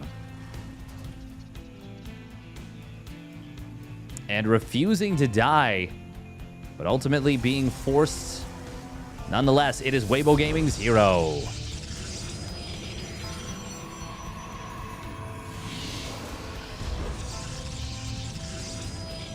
Bum, bum, bum. Bum, bum, bum. Yeah, the lifespan of a Hero Stalker is anywhere from infinity to microseconds. It's very unpredictable. Weird to use the term very unpredictable because the term unpredictable inherently kind of fulfills the, I guess, purpose of what you're trying to say. But I think hero very unpredictable applies. It's another double gas opener. Clem back into it. Only one Rax expand this series. He has really good blink micro. It's what's so funny.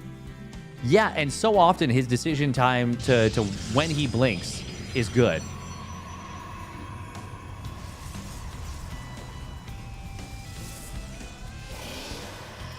Adverbs are generally useless.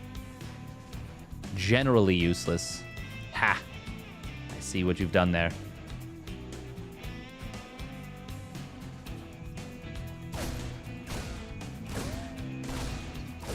Zealot first. Not great against a Reaper or a double gas opener. I love this little micro war. I'm just doing a cheeky bit of ring around the rosy. God, this is frustrating to watch for if you're a Protoss fan. But Reaper will get pushed away.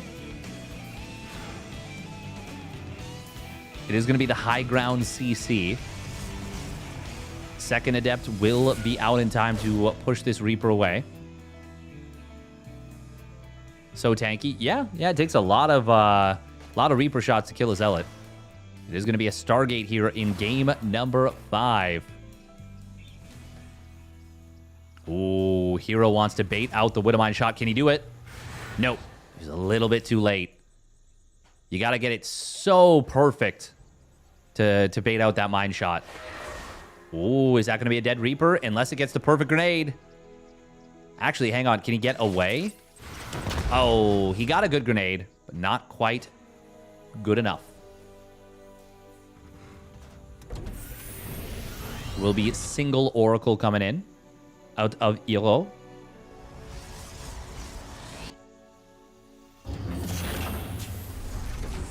Meanwhile, that's interesting. It's a fast tech lab.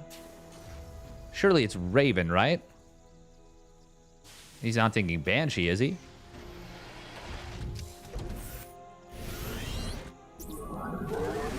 Ooh, Adept's going to shade forward here. Oracle will join. He's got to be careful of the Widowmine. Oh, it goes off after the Zealot. Oh my god, that Zealot actually worth its weight in gold now that it survived. Cyclone in some trouble. Repair is not going to be enough, but it will put in enough damage for the Marines to get the finishing blow. Very messy fight, but overall, I think it went okay for Hero, even though he loses the Oracle. It's super painful to lose the Oracle. Don't get me wrong, but he's going triple Oracle behind it, and that means killing the Cyclone is a lot higher value than normal. Now, very unfortunate for him, becomes less valuable because Clem built another Cyclone and is pumping a Viking.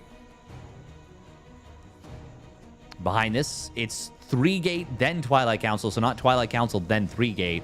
Which means that if he tries to go blink, it is going to be rather late. By rather late, I mean very late. But in that, I would say maybe going charge is the safer bet. He is going to go for blink. It is better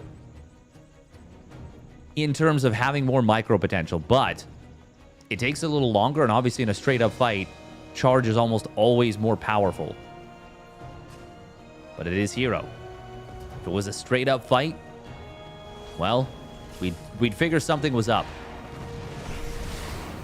Oh, Cyclone. Just barely not able to get the lock on.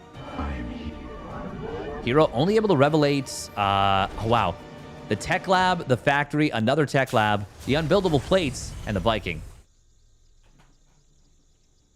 Unfortunately, he wasn't able to tag the Cyclone. Clem. No reactor yet for the starport. There we go. Fires it up now. That means his medevacs are going to be a little bit delayed, but may want to wait until Combat Shields is done anyways. They are indeed playing on the US server. This is West, so Hero does have ping advantage.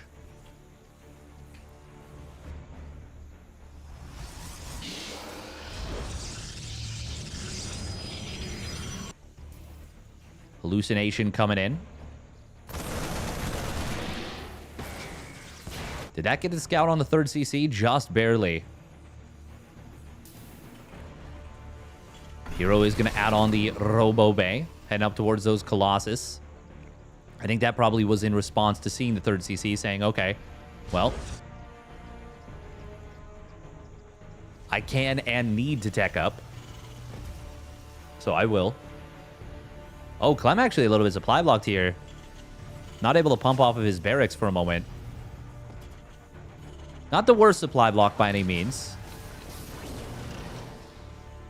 Although he's actually supply blocked again. Yeah, this round of depots was just a beat late. There is a lot that can go wrong with macro in general. Stasis Ward is triggered by just a single Marine. Oh.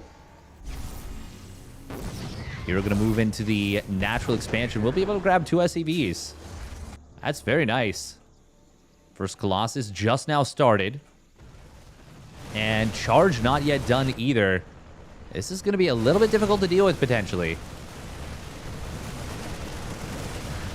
Stim, combat shields, +1 weapons. Obviously no concussive shell started just yet.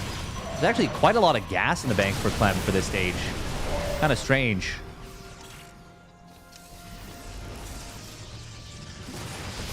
Stim's being forced out.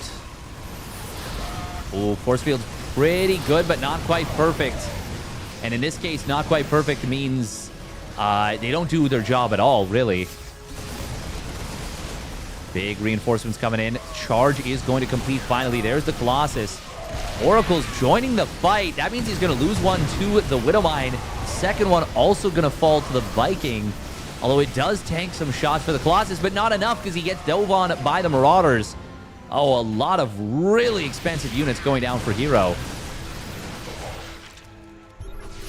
Ooh, scan comes in. Will find the Observer.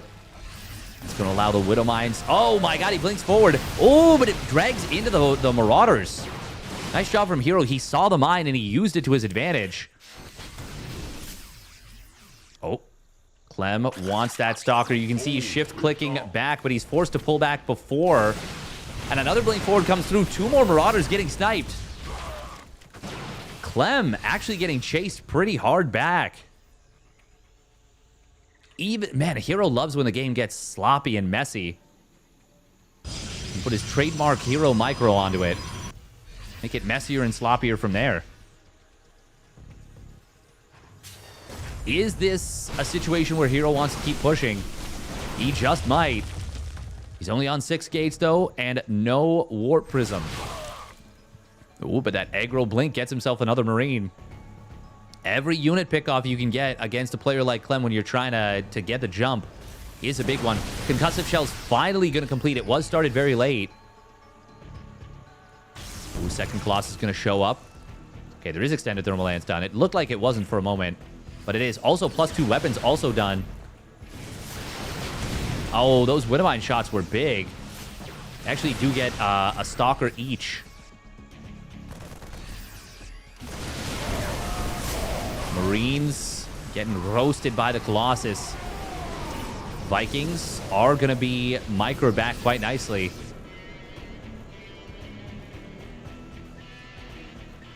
Hero about to get up to 9 gates total. But more importantly, his 5th base just completed. And his 2nd forge.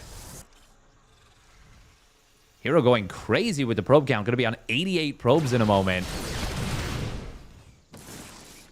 That is a lot of mini robots. Mini robots mining. Oh, that was a big Widowmine for shots, for splash damage. 7 Vikings on the field. +1 armor going to finish. Oh my god, Hero's taking a 6th base as Clem is landing his 4th. That is kind of bonkers. Scan comes in, will not find the Observer. Oh, and Viking gets sniped from the left side. Oh, that's a bold siege right there. Just lets Clem easily pinpoint it with the EMP, but the army of Clem actually, he splits it in an awkward way. He had to know the army of Hero was right there, but he responded as though he didn't. Another Viking gets sniped. There's 4 Colossus. 4 Hero right here. Hero is on the warpath. Clem with a big concave. He's going to try and get in on top of this army. Snipes down one of the Colossus. Guardian Shield is popped, and a nice blink to body block for the second and third Colossus. I guess third and fourth. Sniping down the medevac on the tail end as well. That fight goes very well for Hero. Clem wasn't able to target the Colossus right away with the flanking bio on the bottom side. Now, this planetary has completed, but Hero is charging hard right now. He's still got an upgrade advantage. Nice job. Snipes down another Widowmine, baits out an additional one. And now the 6th Nexus of Hero coming in. Hero playing so versatile in this series. Straight to Sky Toss one game, pure Gateway Man Colossus the next. And now the planetary gets sniped. Clem was not in position. Hero is cooking. And I just think that Clem just doesn't have enough. Vikings getting taken down as well. Ghosts and Bio trying to kite. But the Ghost on the front is not really what you want. Disruptor shot connects on one of those Ghosts as well. As Hero disengages for a moment, he's still maxed out. Can snipe down Vikings. Gets 2 of the 3 remaining on the field. Another couple about to pop out, but there's just not enough for Clem, and Hero will take game number 5 and the series. Well done by Hero in that one.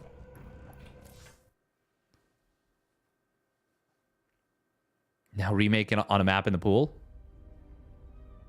Oh, yeah, this isn't from the map pool, is it? You're right. Oh, you're right. I was wondering. Oh, man. You're right. They played 2 maps that weren't a part of the pool, did they? Yeah, they did. Oh, that's funny.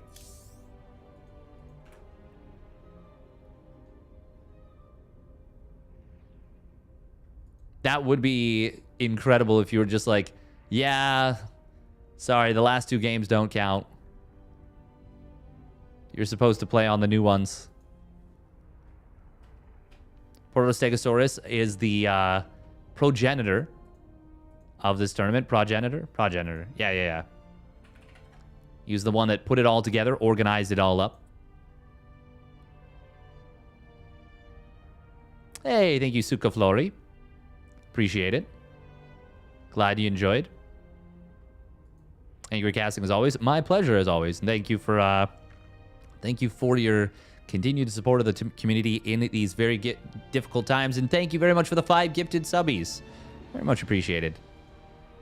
07's in the chat for Protostegosaurus. And thank you, Psych. Appreciate it. I am tuckered. I would love to play some games, but don't think I've got it in me, unfortunately. Hi, Tuckered. It's me, Dad. Wow, wow, wow, wow. Wow, wow.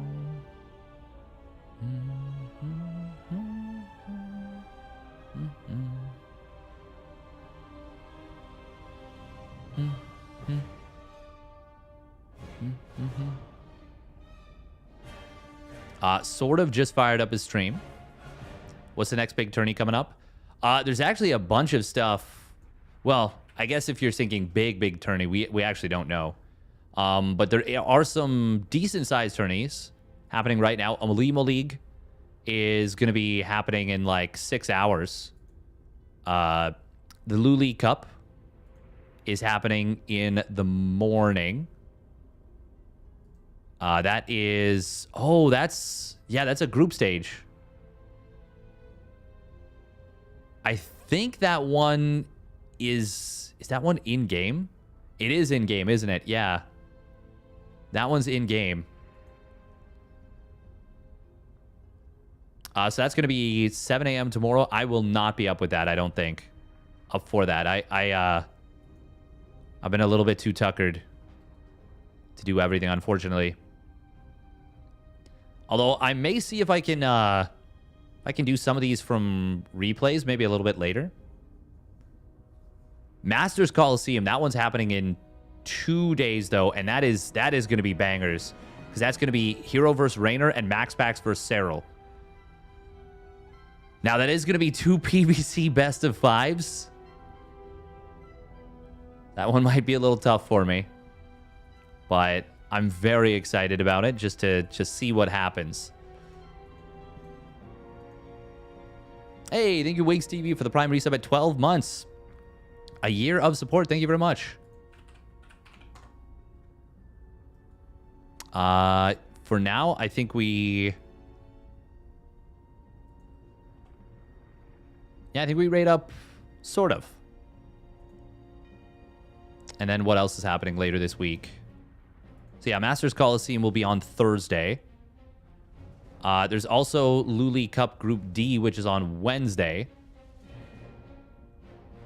God, I wish those were later in the day. So that one has Clem, Cristiano, Dark, and Jieshi on Wednesday. The one tomorrow has Skilless, Solar, Max Packs, and Shin. And that's a group. Oh, that's a group that I would really love to get. I'd really love to cast that. Maybe I'll cast that later in the day. I'll see. I'll see.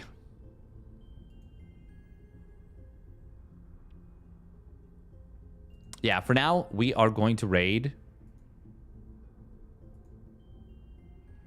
Sort of. I've said that like 3 times already. There's also a bunch of OSC tournaments happening. Or OSC parts of the bracket, I should say. All right, enough yapping from me. I'm tuckered. It's time to go. Stay safe, everybody. And enjoy.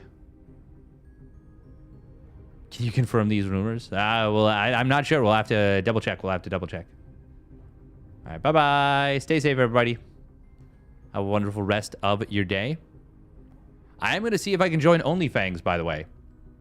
The Hardcore Rating Guild. Streamer Rating Guild. I applied. So hopefully we get in. Should be fun if we can do it.